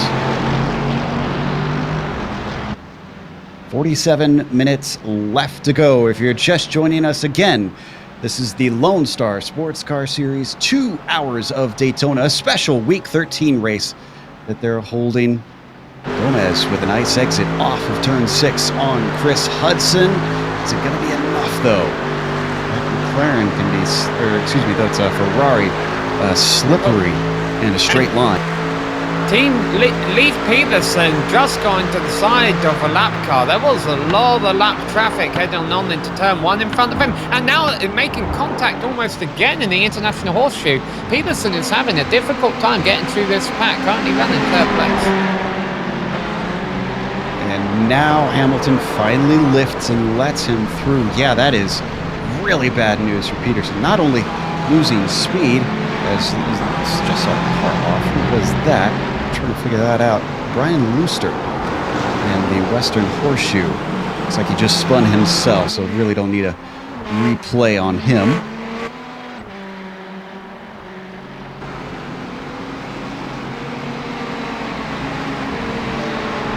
Back to 12th position. That battle closing in once again. Oh, and down to the inside, Harwood dives it in deep into the International Horseshoe. Chris Hudson has no answer. Harwood now up to 12th. And he's actually overtaken Gomez while we weren't looking. And as expected, the incident between 913, that is Peterson, and the car of 44, I'm trying to remember who that was, the lapped car, is under investigation. 44 would be Hamilton. You're an F1 fan, Joe. You should remember that. How appropriate, yes.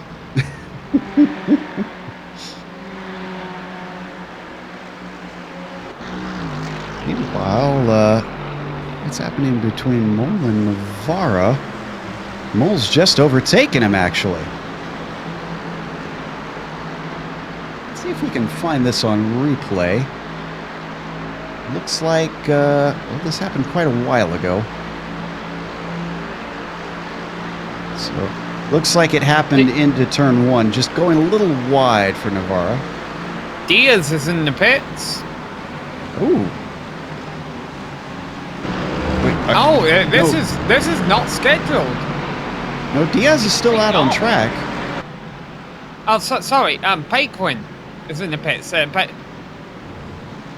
Well, remember, Paquin pitted very, very early, so I suspect this is him making his second stop and taking it to the end. I'm pretty sure. I want to go back and see this, but I think he was off track. right, He's off track. That might have persuaded him to come in if he knew he needed another stop. Oh, he took a toe. Yeah. Oh, and that's because he actually had contact with the inside wall in turn 1. This was quite a while ago. This is a long, long time ago. Yep, we're getting word. He hit the ball in turn 1, towed it into the pits. Yeah, I apologise for Diaz fans, getting them all riled up there. I was watching Diaz and it looked over and got mixed up. But yeah, so bad news for the P1 sim racing machine that had been running second place. That will now give second position to Team Leif Peterson, who has a good 10-second margin over the competition behind him. Oh, and here's one. You mentioned Formula 1. We don't hear this one often. There has been a warning to car number 44 for ignoring blue flags. So,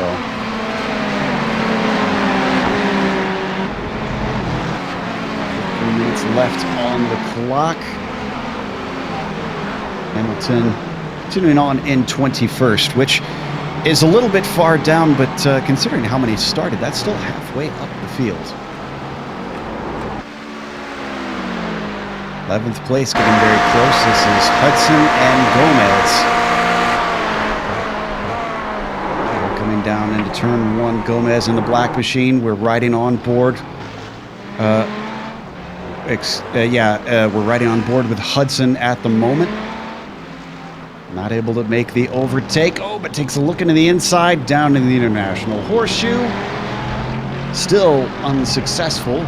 And as that is happening, bad news for Pac-Man's fans. He has decided to call it a day and exited the race.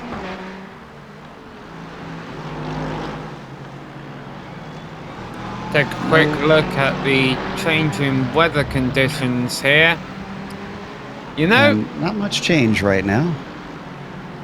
a few years ago, there was a guy who worked for GSRC called Ayrton Ellis, who we did a broadcast, and I think he won 3 races in the GSRC car in one broadcast, which was absolutely not fixed at all. However, he did it. Andre Yarmin could be looking at a podium here, which is going to be quite as impressive considering the fact he started back in 10th. He is running Rafael Bervinger down at about half a second a lap.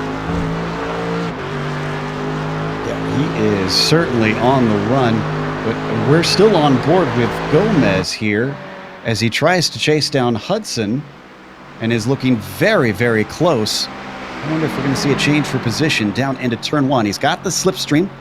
He's given the inside as Hudson moves that white and red Ferrari up to the top of the banking.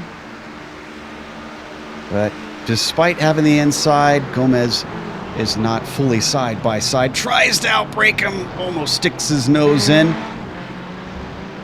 Spinner exiting the inner loop. Dre Fields, who was multiple laps down already due to an internet connection issue earlier, he's gone around and trying to get the car pointed back the right way without getting anyone's way there.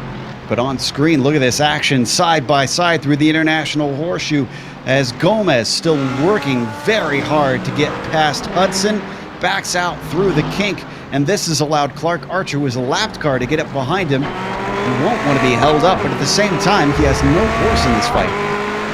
Watching this battle on the last lap, it looked like Gomez was way better on the infield. Is gonna almost make a move there. Got right down to the inside of Hudson, and now they're gonna be side by side as they get back onto the track.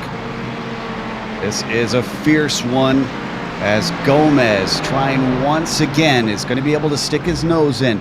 This time into the bus stop, though. How brave is he? How far alongside is he going to be? A little bit of a bobble costs him some speed as that Ferrari picks up pace. A little bit stronger onto the brakes, down into the chicane. And still, we're going to see Chris Hudson maintaining that 11th position, at least momentarily, because here they go again. Hudson flashing the lights there. He knows he can, or Gomez, sorry, flashing the lights there. He knows he can get around. And now we're going to see him go down to the inside and get a run on him. And once again, he's giving the inside. This is interesting, Nick, that Hudson doesn't seem interested in holding the inside for the corner, but it's worked for him. It worked the last lap. It looks like it's going to work again. It's going to be close. They're going to be side by side through the S's here as they head down to the horseshoe. He's got the inside down into the international horseshoe. Can he gun it off the corner, though? And ahead of these guys, they've got lap traffic coming in the form of Liam Park. Look at that successful defense once again for Chris Hudson. Gomez behind shouts, "Dirty pool, old man," and he approves.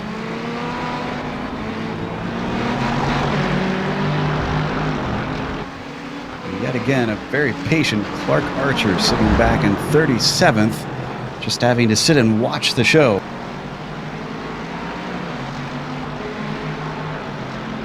Oh, we have a car. Nick Harwood. Did Nick Harwood have an incident? Oh, this was down into turn one about a minute or so ago, so we might have to go back a little ways. Let's see if we can find this one. Car number 30.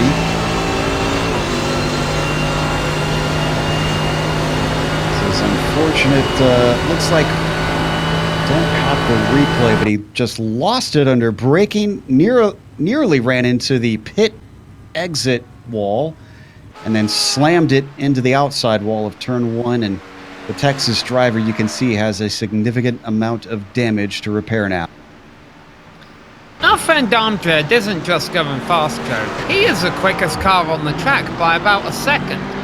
He is running Rafael Bervenger down and actually reducing the gap to the top two. I think he's way too far back to think about winning or getting second in this race, but good on him. You know, I suspect maybe he's abandoning one Gomez stop. and Hudson. Oh. And the international horseshoe, it finally came to a head.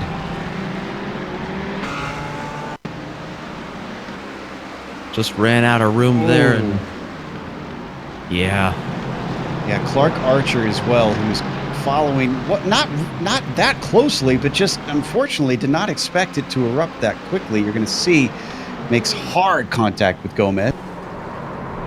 Yeah, he was so patiently waiting back there for the battle to kind of thin out, and well, the battle did thin out, but he was a victim of that as well.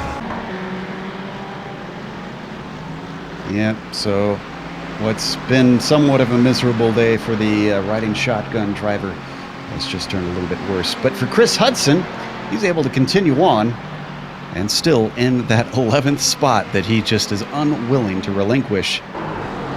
Getting close to the end of this thing, the final quarter of the race. 36 minutes left to go here in this 2-hour event.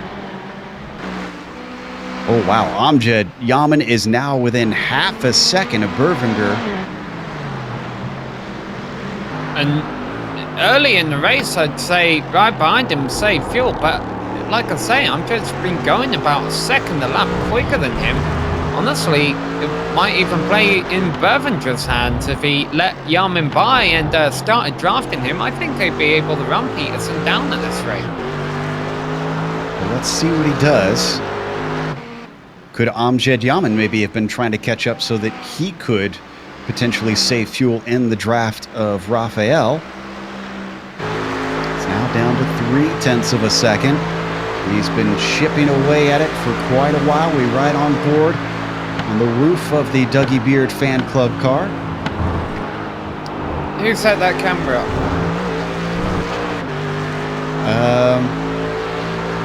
Steven Spielberg. Never mind. Anyway, so he's got a good draft, and as he chops to the high side, he is not interested in sitting behind and saving fuel. So Amjad Yaman, for the first time this race, moves himself onto the podium. Yeah, Amjad was pushing real hard to catch him. At that point, you might as well not sit behind him and save fuel. You might as well just go ahead and make the pass and continue pushing on forward pretty hard. Let's see, who's the top car to have made a second stop? It looks like right now, Dean Mole for SRM Motorsports, number 41. Remember, he was sharing that car with Ryan Huff earlier. We saw Huff actually lead the race momentarily. I kind of wonder if we're going to see Mole sneak a win here, potentially.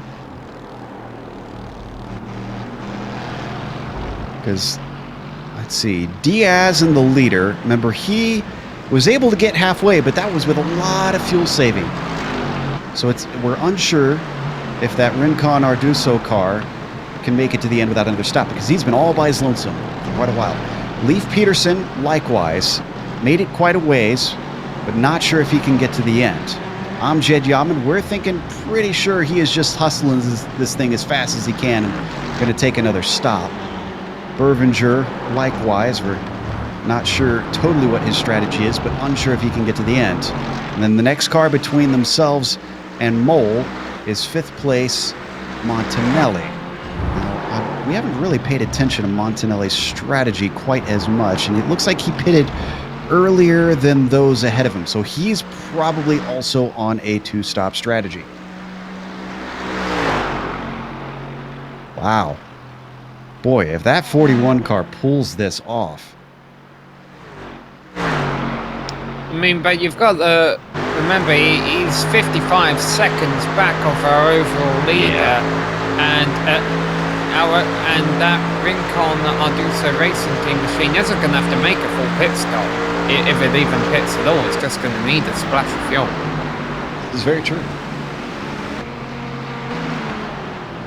Got a little bit of a battle going on in the mid-pack. This is Brandt Racing number 47 with Foyt in the car.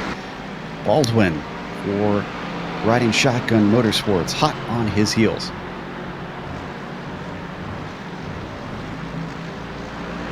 Back up onto the banking they go. The draft should help him through. Jeff Foyt has just a little bit of front damage there. It's definitely not going to help him being the front car of this pack here. He does have help in front of him. Yep, the draft of that lapped car going to help him, but it also helps that Riding Shotgun car as he catches up to him. Going to look to the high side, but I'm not sure if this one's going to go off unless he gets a good over-under, and indeed he does not.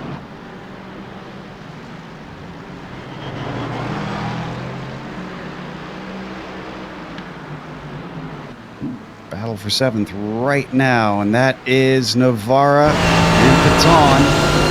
Right behind them, that's Dexter Castro, who's actually returned to the race and get himself a few positions as drivers fall out down into the into the bus stop. Paton not going to try and make a pass. And if you were wondering about that Hudson Gomez incident we watched in P11 just about 4 or 5 laps ago, just going to be a warning issued on that one. Warning going to the 004. That is Geodesic Racing with Gomez in the car. They have deemed him at fault, it appears.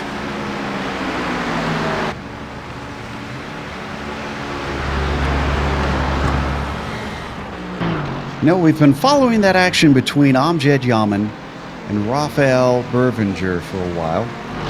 And Amjad has gotten by, but he's not run away. I think Rafael's using that draft to just ride his coattails for a bit here. Yep, that's what you do at these courses. Night's definitely descended on the racetrack now. Look at how dark it is getting outside. A drastic change. Yeah, it is gorgeous.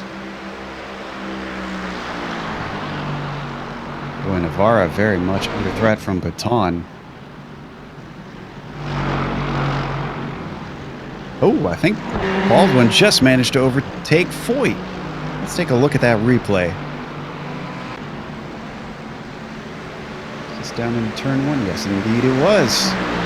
Just a nice run up around the outside. A little bit of bravery on the brakes from Taft Baldwin.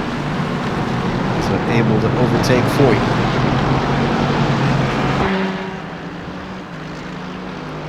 Those are the last 2 drivers on the lead lap.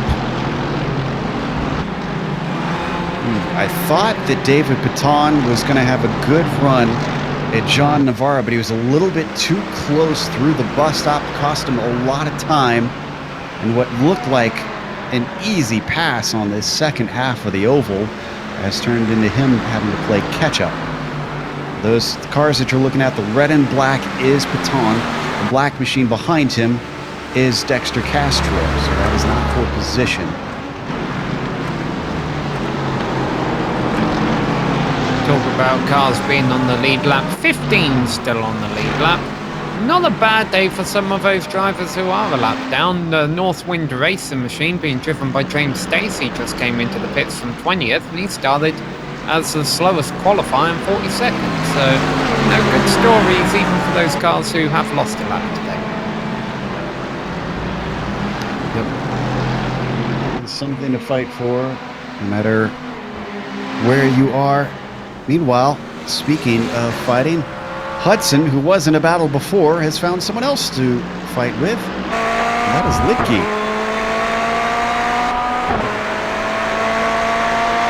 Lidke currently running in 11th, qualified in 26th. What a climb. Through the Western Horseshoe, up to one of the most important corners on the track, turn 6. Drivers try to keep the car from understeering, take it over the bumps, up onto the banking, and into NASCAR 1 and 2. And boy, did Lidke get a run, because he has left Hudson in the dust there. Yeah, I was wondering if Hudson was going to be able to get a good run out of there and get the draft on Lidke and be able to close in, but no, not at all with Drew Lidke that fast out of the corner.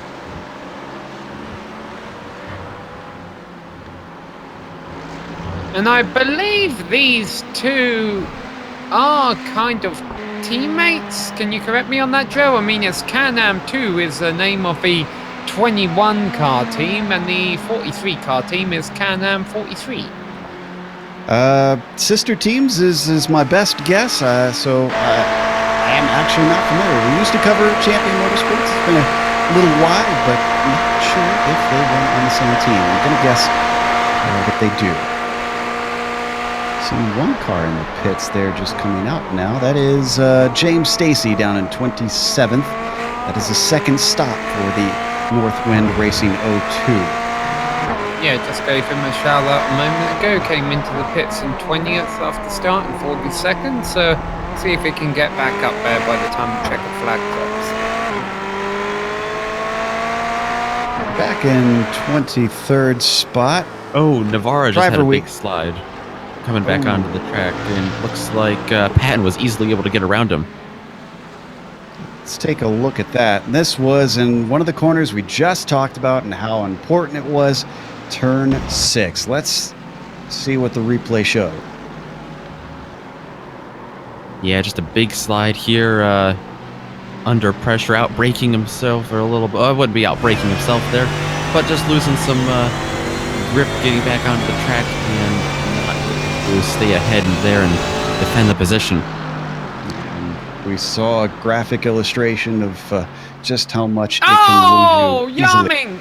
Yarming gets hit by a lap car, just turned in on him.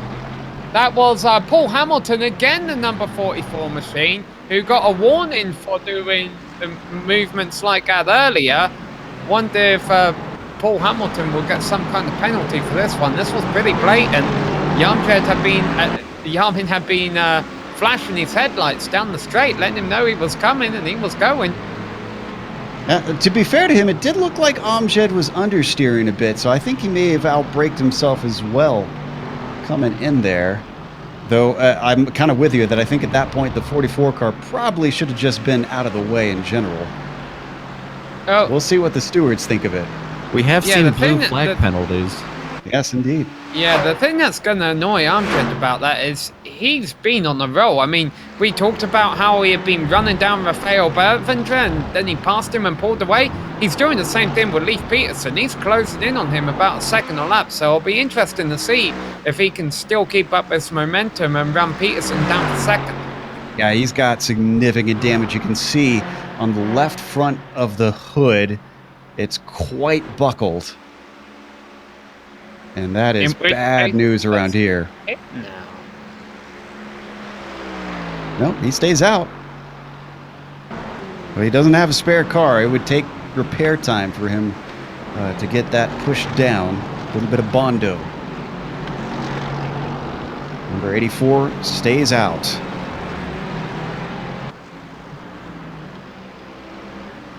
We were following Lidke and Hudson earlier. Well, looks like this might soon be Lidke and Gomez now.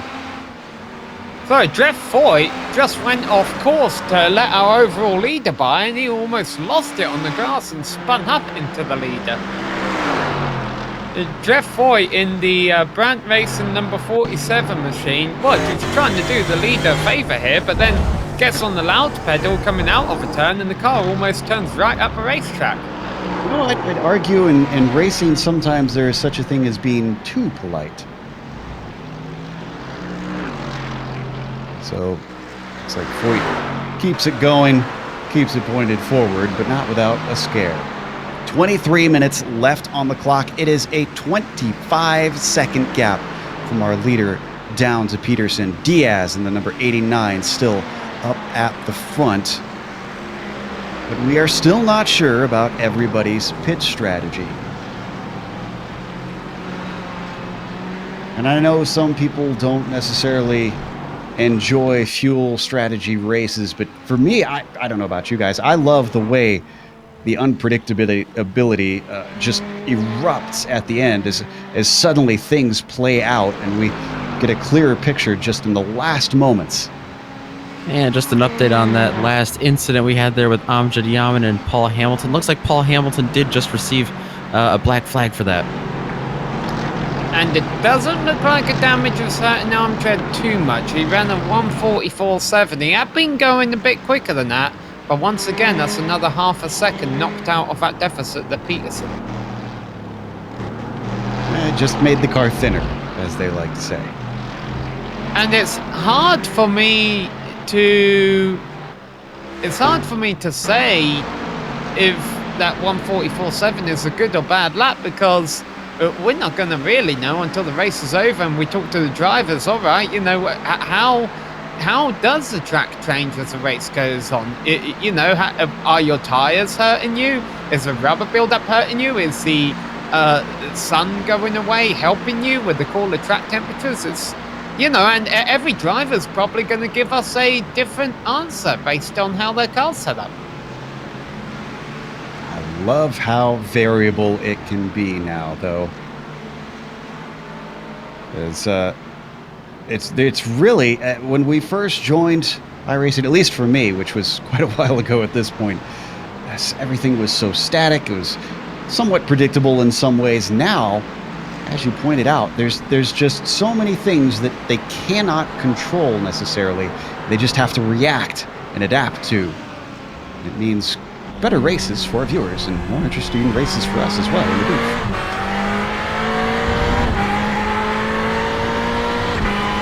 21 minutes now left to go on the clock. We're right on board with our leader from New York, Michael Diaz, and the number 89 for Rincorn Arduzo. So we've been monitoring the gaps from second to third, from third to fourth, and battles around 10th and all that. I haven't really talked much about that gap between first and second. That's because it has been 25 seconds and it's been getting bigger. The 89 machine really on the tear. Man, I just looked at the last lap of Yaman, a 44.2 this time. Hudson and Gomez are going to have round two. We've seen these two battle before. Hudson holding 11th. Gomez back in 12th. He's got the slipstream and that black machine as we ride on the gearbox of Chris. Not close enough. And appropriately, once again, they are falling. Whoa! Way deep into turn one. Jose Gomez somehow gets the car rode up. Yeah, so does Hudson, I mean, what does he do differently here? I'm wondering. Does he defend a little more aggressively, or does he proceed with caution a little more? Time really winding down in this race, in these positions back here. I mean, battle for 11, that's where they were exactly before when they had the previous incident as well. This is a familiar story. Ferrari versus Mercedes. As they come down to the end of this race, they've got more lap traffic ahead of them. This is Phil Elmore, as well as, well, actually, Drew Lidke is for position up ahead of them. And look who's right behind him. It's Clark Archer, who was the one who got caught up in their previous incident waiting to go by him. That's exactly what I was hoping to point out before suddenly I was interrupted by Gomez just going way wide. Oh, and Yaman is in. Yaman is in the pits for his second stop. And he overshot his pit stall. So that's going to cost him a bit of precious time in trying to chase down Peterson. Now, is it just me? Did he get a little bit of repairs done? Potentially there? Yeah, anytime you're sitting in your pit stall, your virtual pit crew is pulling out the fenders. But, I mean, he was in his pit box for such a short period of time. It's not going to make a big difference. Is this a battle for position? Yes, it is. David Piton able to just sneak by as he exits the pits and goes through the International Horseshoe. This is now a fight for sixth position. See as we ride on board that the damage is still in fact there on the hood of the Texans car. I think that's a big reason he overshot that pit stall too. Looking from the cockpit view of Yaman there, you can't even see the lines on the ground. Back up onto the banking one more time. So that's one of our front runners taking their second stop here late in the race. Is anybody else going to come in? And, you know, one thing that we didn't talk about, Sam, is that when you get damage like that, that can affect the fuel mileage as well in these cars. I almost wonder that's why Amjad didn't come in right away to kind of know what he had before he made any kind of strategy decision. He's had a couple of laps to kind of look at the fuel numbers and make sure that he put in just enough to get to the end. The last time we saw a GSRC-sponsored machine on the GSRC, it ran out of fuel with a few laps to go, so Amjad doesn't want to repeat that.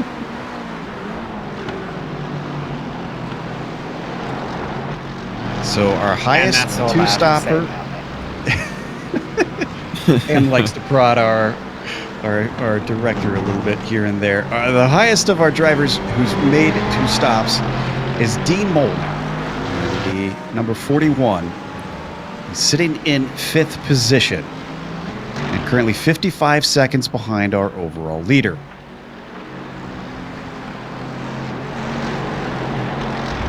And close to the last 15 minutes of this race.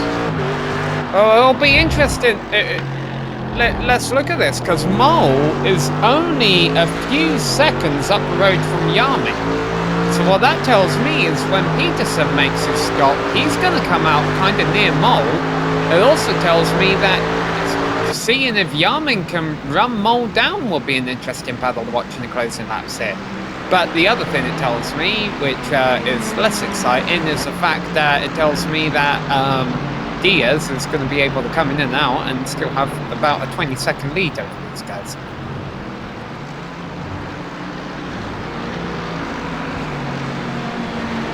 Yep, our leader has really been dominant today. And you know, it would be incredibly appropriate if Diaz wins on the first day to night race because his name means days. So, I mean, can't get much more apropos than that.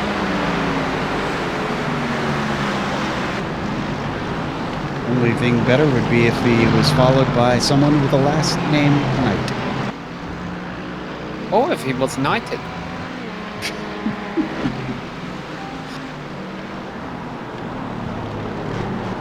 This is David Piton still leading ahead of Yaman.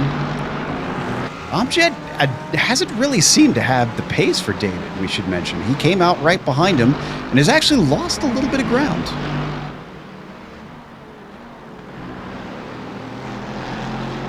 Which strikes me as curious with the pace that we've seen from that number 84 car.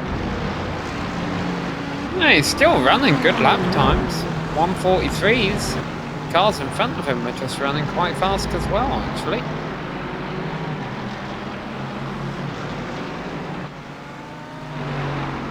Yeah, what I'm really looking forward to in the not too distant future is when Peterson comes into the stop, in for his stop, how close he comes out to this battle. And actually, what sort of strategy is Peterson on? Peterson pitted on the same lap as the number 89, our leader, Diaz, who was Caraballo, who was in that car before. So Peterson is another one that is kind of a question mark. Is he maybe going to attempt to go all the way to the end? And can he?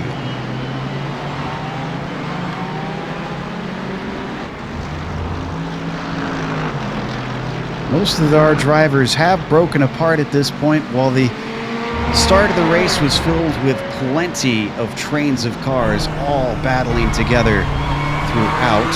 Oh, and John Navarra just had a big incident. Now, what happened here? This just happened. He's currently in 21st and falling down the order, and it was about 50 seconds ago. He was coming off of NASCAR, too. I think, or is this actually NASCAR 4? No, it was NASCAR 4. Yeah, I briefly saw his toe out of the corner of my eye. I didn't see how he got there, though. Well, he's coming off the corner, and the car just veers off. It spins. Did he hit the apron? We'll see here. No, he was way up high. Into the wall? Wow. It's a peculiar accident. It maybe had a bit of a NASCAR experience, because I've seen this before in stock cars, but not in GT3 cars. He let it drift up high, and then he yanked the wheel down, and it was like that unnerved the car. Meanwhile, I got a battle for 5th starting to close in, and it's not what you think. David Baton's in the battle, but instead of being with Amjad Yaman, he's actually looking to take it away from Dean Moll. In fact, he's run away from Amjad Yaman. Yeah, and of course these two are on different strategies, unless I'm mistaken. 64 is yet to pit. Well, it'll still be an interesting battle to watch on track. Neither of them will want to hold each other up, but they'll both want to be in front. Well, speaking of being held up, they've got some lap traffic in front of them. Friels, Coleman, Collier. First one moves aside. That's Friels.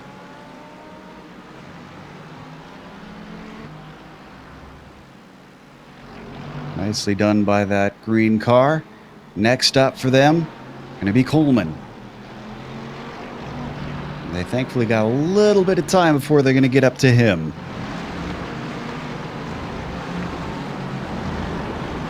No, I think Bervinger might have been learning a trick or two during these laps of following Amjad, because now he is running down Leif Peterson. And so this makes all this even more interesting, because I was wondering where Peterson would come out with relation to Moll after his stop, and Bervinger might be quite close to this little scrap as well. Well, and another thought, Sam. What if Bervinger was being caught because he was saving fuel, and now that he's saved enough, he knows he can make it to the end, and now he's picking up the pace? Perhaps. I'm just not convinced anyone can one-stop this. I would have thought the same, but man, the way that we're seeing cars speed up and slow down, it's just very curious. Well, let's not forget another thing that all these drivers have to consider. You burn more fuel at night. And Paton was able to overtake Moll. So Paton managed to get by on their way up to the tri-oval, and he is now in 5th position. Yeah, it looks like Moll gave him that one there. And the biggest driver who will be happy about that is Yamin, because he doesn't care what Paton does. It means he's allowed to reel in Moll a little bit more. It does indeed. So So there we see Amjad not too far behind these two. Caught some time with them swapping positions. And we have another higher up car pitting now. Can-Am 2's True Lipke comes in. And that is his second stop. He is out and gone. He's been running in the top 10, so that's definitely going to be his goal for the end of this thing. I think that's doable because he is not even close to being overtaken by the next car back, so he'll exit out in 12th. And you see, all these strategy questions are going to be answered in the next 10 minutes. We are within the last 10 minutes of this race now. So our leader still is Diaz. About 26 seconds between himself and Peterson. But look behind Peterson. Bervinger was about 8 seconds behind him a few laps ago. Now he's 2. And let's see, when did Bervinger pit? He pitted one lap after Peterson, it looks like I'm seeing. So I'm still convinced that for Bervinger, he's sussed out, he's saved enough fuel, and it's go time. If not, the only other thing I can think of is that Raphael thinks he can't make it, and it's go time because he's just trying to make up as much time as he can so he can splash and dash. Now, back here, Peyton have been called up in a bit of lap traffic, which has bunched this little scrap from 5th up again. By the way, we keep talking, this is battle for 5th, and we've been watching the battle for 2nd. The driver running in between said 2 battles is Alex Montoyanelli, who's having a quiet race, but a good one, so give him a shout out. I don't think we'll see him in a lot of battles before the checkered flag drops, though. I'll tell you what, there's a string of cars that have just made their way forward. Peterson started 9th, he's in 2nd. Bervinger from 11th to 3rd. Montanelli from 12th to 4th. And David Paton from 13th to 5th. And then if you go one back farther, it's even more impressive, because that is Dean Mole from 18th to 6th.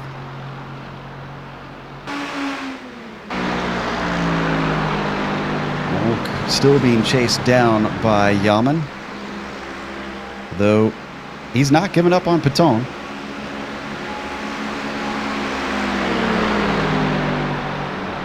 It's still for 5th place, a top 5 fight that could still yet change around. So work their way into turn 1. Bervinger's about to catch Peterson. Yeah, I think you're right. The way he's been catching him hand over fist, I think we can't really leave this the cameras away from these two too much longer. In fact, lap traffic's going to affect it. Here's Tobias Soriano. Sort of in the wrong place at the wrong time for poor Leaf. Peterson holds him up slightly in turn 6. Soriano, good race himself. He's in 14th, but right now the guys for 2nd and 3rd are going around. It's really going to help Bervinger close in here. He's almost definitely got to make it too wide going in here. I'm not sure if it's worth. Yeah, I didn't think it would be worth the risk, because he knows he's going to get the run here as well.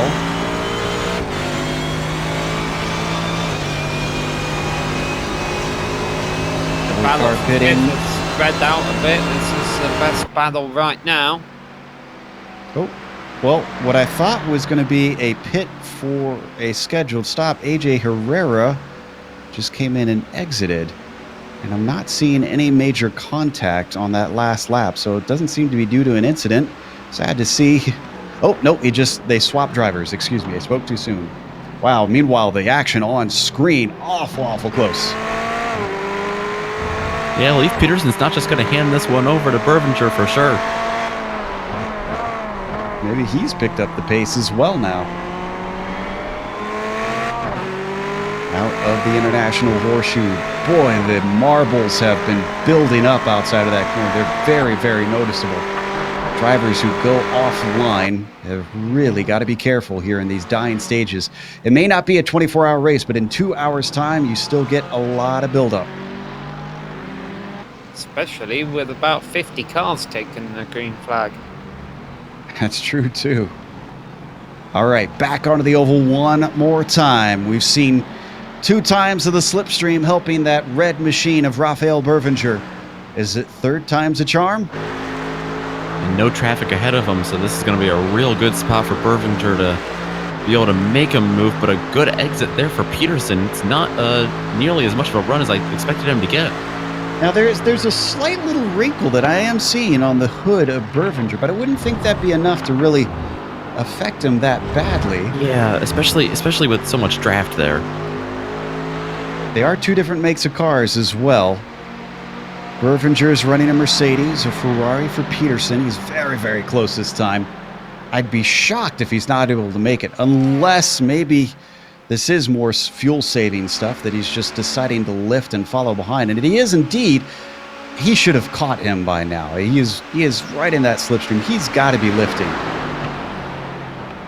And he might be saving it for the last couple of laps, too. He might not want to be on the defensive.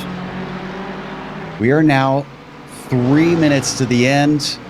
Peyton is in for laps to 5th go. place.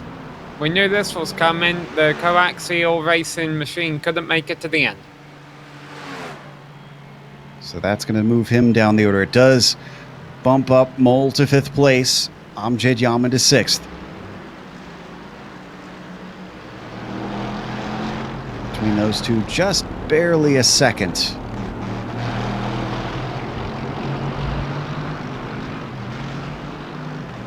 So where is our leader right now? Diaz coming through the bus stop. And he's going to hit the line with roughly about 2.5 minutes to go. Cars running laps of about 144, 145. Yes, this will be 2 laps left to go then. He stays out. So next time by is his last chance to make a stop. Big run coming here from Bervinger. He's not going to make it side-by-side. He did make it side-by-side for a little bit and ducked back in. Yeah, he's not interested in making the pass. Maybe he's thinking... Yeah, what's happening there? Maybe trying to get some slipstream as Peterson on the lapped car? I don't think that worked too well. Maybe Bervinger is thinking he doesn't want to be sniped at the end if he goes ahead of him and gives Peterson the chance. Montorinelli is in, running in 4th position. He hadn't really had any drafting partners out there. So this bumps Mole up to 4th and Amjad up to 5th now.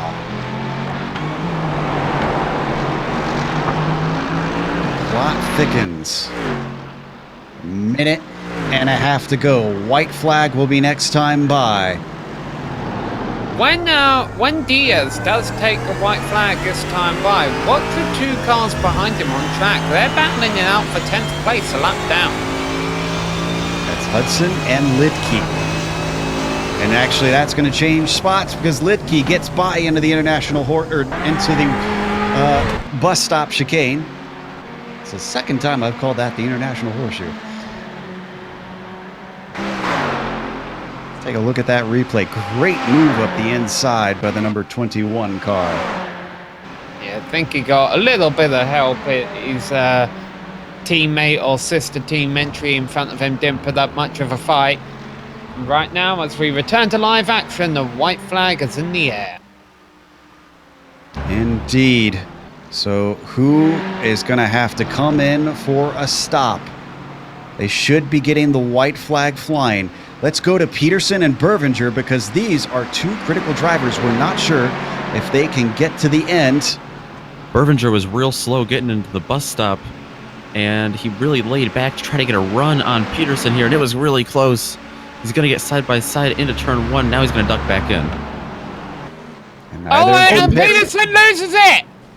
down into the pit Slides road. gently into the pit entry wall, and there's no speed limit there. He's going to be able to get back on the loud pedal, but he has lost second position.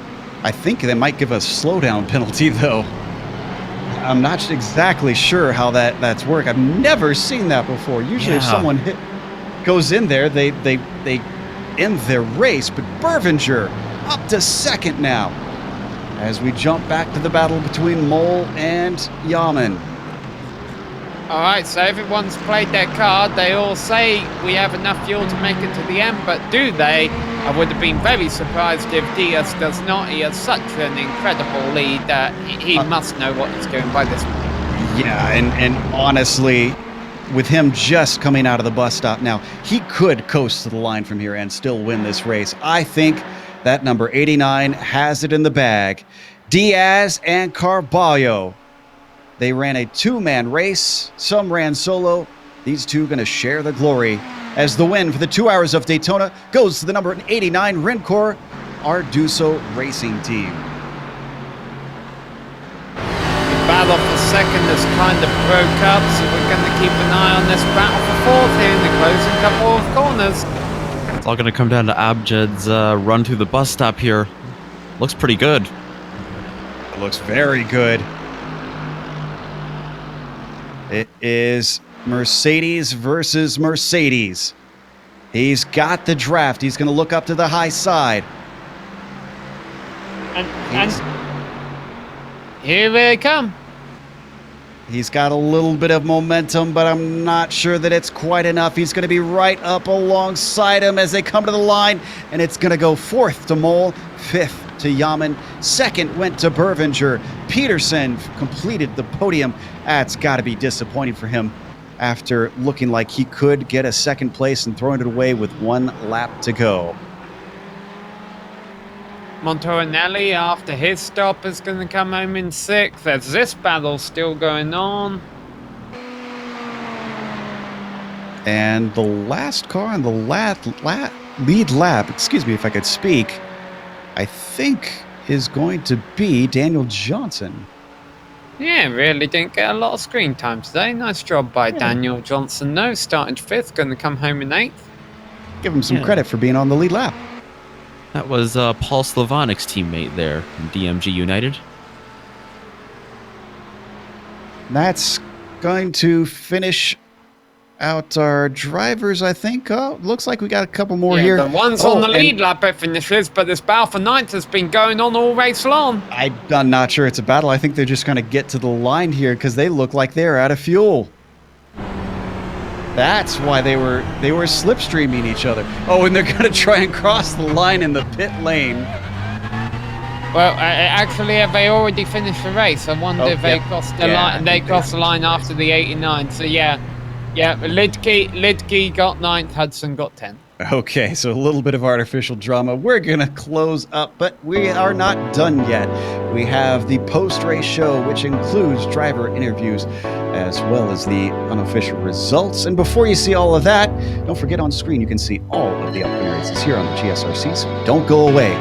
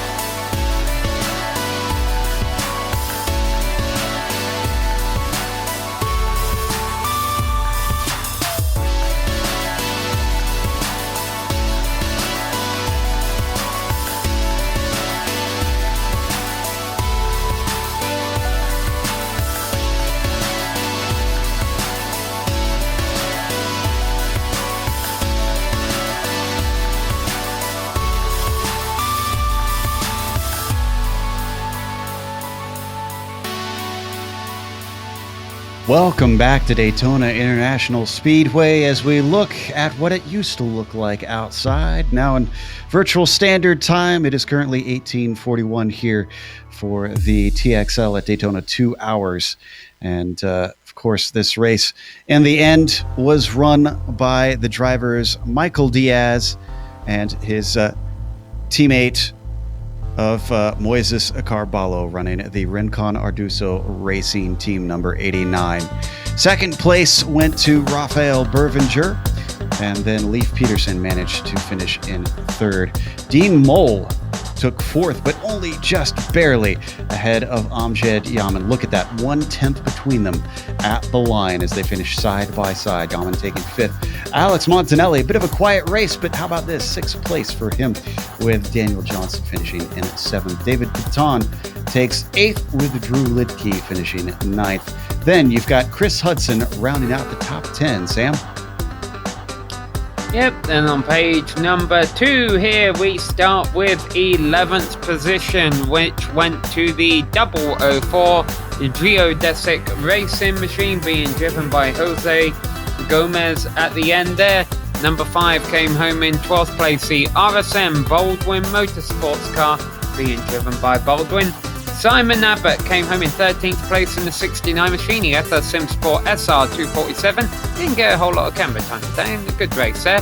The 666 car ran into trouble early on, the Flying Snail Racing machine. Kevin Santana brought that home in 14th place, and then Can-Am 4 was down then to number 38 in 15th place at the finish line. In 16th position, when it was all said and done, was a Brandt Racing number 47 machine being driven by Ford. And then in 17th place was Team Mike Franklin and Team Peter Hebron that got 18th place, those drivers respectively. 19th position was the Rincon Arduzo Racing Team Red 091 machine. And then rounding out the top 20 was the number 78 CMSRacing.com SCCA Texas machine being driven by Phil Elmore. Back further down where most of these guys had some problems, Larry Ford in the 77 Longhorn Racing machine going to come home in 21st. Paul Hamilton follows him in the 44. Jess Coleman in the 971. That's the Band of Others endurance team there. Then Riding Shotgun Motorsports right behind him in 24th. That was Mike Taylor who crossed the line in that machine.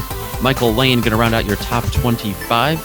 And then it's going to go to Tim Collier, Alan Hasselbeck, Jay Friels, who we saw ran into some trouble with Lonnie Fitch, and James Stacy in the 02 Northwind Racing car. Finishing in 31st, Anthony James here today in the number 16, with 32nd going to Liam Park. John Navarra finishes 33rd after he was looking like he was going to have a very good race. Clark Archer, who we're used to seeing farther up the field, also with a bit of a bad day, 10 laps down, 34th. John Prince was continually moving out of the way very politely of the leaders in 35th. Nick Harwood, 36th, and John Paquin, 37th position. Then Brian Looster finishes 38th. Dexter Castro did get back out on track, but he was 35 laps down. He finishes 39th. Wilson Nato comes home in the 40th position. Last few cars to get through: Robert Tarbox in 41st, Jimmy Hume in 42nd, and Marcos Abika in 43rd. Sheldon Rosenbaum comes home 44th. Sad to see him not have the greatest of days either. Carl Schwing 45th, Chris Spence 46th, Lionel DeGraat 47th, and the last car out there, Jason Lundy 48th. We have our third place driver ready to talk to us. The number 913, Leif Peterson, has joined us in the booth. Leif, it was a hard-fought battle. We thought we were going to see some great action between you and Rafael. Oh, and the end of the start of the last lap happened. Tell us about that incident. All right. So that was embarrassing because we were both had the same strategy. I kept slowing up to let him by. He wasn't having it. He was waiting for the last lap to pass me, which was a good strategy. And so I was on fuel map 6 at that point, and when I saw that I had enough to go to fuel map 1, I'm sitting there trying to get this stupid wireless mouse to to hit the engine map, and I missed my brake point. Ended up going through the pit lane again, so I just limped it home. I took a little bit of damage, but it was all fine. I'm just so happy to be anywhere near the top in this kind of race. Yeah, that was an impressive show considering you qualified ninth to get up to the podium. But talk to us a little bit about the change in the lighting and the weather. Towards the end of the race, it got a little bit cooler, not drastically different. So, did it affect the way the car handled? Did you notice anything in that? Well, I'm attributing my being able to not take tires with the cooler weather because I made that last minute choice when I pitted, and I was afraid I was going to pay for it later. And I saw Amjad coming up on me, and I'm like, oh man, I made a mistake. And they held up. I just nursed that thing around, and actually lowering the engine map helped me not use up the tires towards the end. So it just all worked out. I just got lucky with that strategy. Well, we're having fun seeing you in a series that we don't typically get to see. And congratulations on a podium finish here today. And hope you have some more fun on week 13. Hey, thank you so much. You guys have a great show, and I appreciate watching you. That was Leif Peterson, third place here today at the 2 hours of Daytona. Up next, Sam Ryman has caught up with Dean Mole, who had a great battle to get to fourth.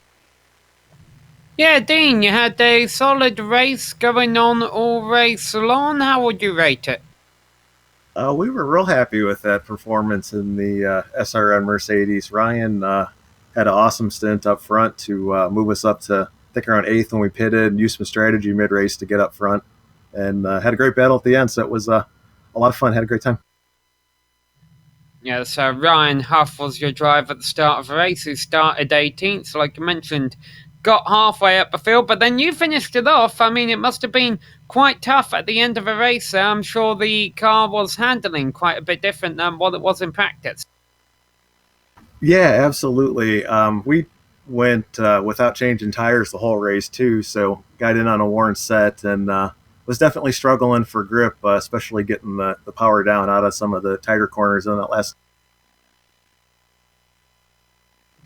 So, what was the biggest surprise to you, considering, iRacing's just had a new build with a dynamic weather that was a big storyline for today's race? Was there anything that really caught you off guard? Yeah, when I got in the car, it was night, so kind of used to those conditions. I think Ryan kind of had the biggest change going from daylight to sunset. I know when he pitted, he was making sure that we had the windshield tear off, prepared to get pulled because the glare was making some of the corners pretty hard to see into. So I think that was the biggest new challenge that we saw. All right, well, congrats to both you and Ryan for a solid performance out there today, and nice job holding Amjad off on that run to the checkered flag. Oh, thank you. Thank you guys for doing the broadcast, and thanks and hi to everyone at SRM Motorsport. That was Dean Mole, our fourth place finisher, who was followed by fifth place. And I think we're going to have Nick turn his head to the side and cough as he talks to the doctor. Yeah, sure. Amjad, fun to talk to you from this perspective. We know you had some damage there, and you managed to come home in the 84 Dougie Beard Fan Club Mercedes in fifth, which is a solid performance for that damage. Talk me through how you held them off and how you managed to stay up there in fifth. Well, being fifth is actually kind of lucky, considering that I decided to turn my Mercedes into a BMW in the middle of the race. But I decided to play with the strategy because I knew I wasn't going to be fast enough to win it on pace. So I tried the one stop at the beginning, and then I realized about 2 laps into my second stint, it's not going to happen. Switched over to a 2-stop strategy, and I had it all backwards. I mean, but let's be honest, I only lost 1 position because of the lap car incident. So it's a fun race. So I'm happy. We had fun. All right. Well, we had fun watching it. How about that fuel strategy? What was the motive from the beginning? Like, what was your strategy right from the get-go when it came to fuel? Some people were going for 2, some people were going for 1. What do you have under that? What do you have in the cockpit of that Dougie Beard Fan Club machine? Well, I took my lead foot off for once, and I actually tried this one-stop strategy. I mean, first it was just laying back, let people wanted to race me, so I let them by, and then I just used the draft, try to save as much fuel as possible. I was thinking I was doing well, and then second stop, came out. I had no one next to me, so I was like, okay, I have to go now. I mean, I can't save the fuel, so I said, okay, move to a two-stop. I've got new tires. I was catching Leaf. I was thinking I was in good position for at least to get Leaf's position, but at the end of the day, I would have lost that position anyway, so it didn't really matter. Yeah, well, Amjad, you've been involved in iRacing for quite a bit longer than someone like I have been. The day-night transition, you saw it firsthand from the car. Tell me about that. What kind of new challenges? What surprised you about it? What surprised me the most about it is just how the track changes. I mean, going into it, I was, with the mindset of, okay, I want this car to be good at the end. So it meant it had to be a little bit slippier at the beginning when the sun was out. And then during practice, with the second setup, they kept the track state from section to section.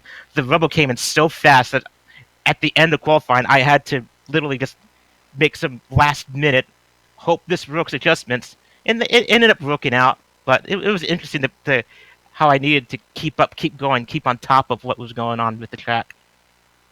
Yeah, definitely. Well, that created quite a fun race, and congratulations there on that fun race and your top 5 result. Yep, Dougie Beard Fan Club #1. Thank you guys. That was our 5th place finisher, Jed Yaman, who knows how to have some fun with us, of course, in the booth. So with that, we're going to close up today in what I would call a very successful first broadcast with day-to-night transitions here on the Global Sim Racing Channel. It gave us not only some really good racing out on track, but God, some gorgeous views. Even during the break, we were all talking about how beautiful it looked. I'd say that iRacing knocked this out of the park. A big thank you both to Champion Motorsports and, of course, to the Texas Club for bringing us on for this broadcast. We had a lot of fun calling this one. And thanks to the companies that provided the software and hardware for our broadcast. You can see them listed here on your screen. Additional thanks go to Eric Ekholm and June Lalonde, who provide our wonderful music. See the screen for how to get a hold of more of their great work. Also, thanks to the team today, Sean, Sam, Nick, and Dougie. If you'd like to find out more about GSRC, including upcoming races, you can find it at globalsimracingchannel.com. You can also check us out on social media. We're on Twitter at GSR Channel, Facebook at Global Sim Racing Channel, and Instagram at GSRC_Ram. If you head on over to our YouTube page, there's a big red button that says subscribe. And that's only big and red if you haven't subscribed. So make sure and change that, because if you do, you won't miss a moment here on the GSRC. We have upcoming races for other series listed on the screen, so check those out and mark them down on your calendar. But until next time, race clean, race hard. See you on the track.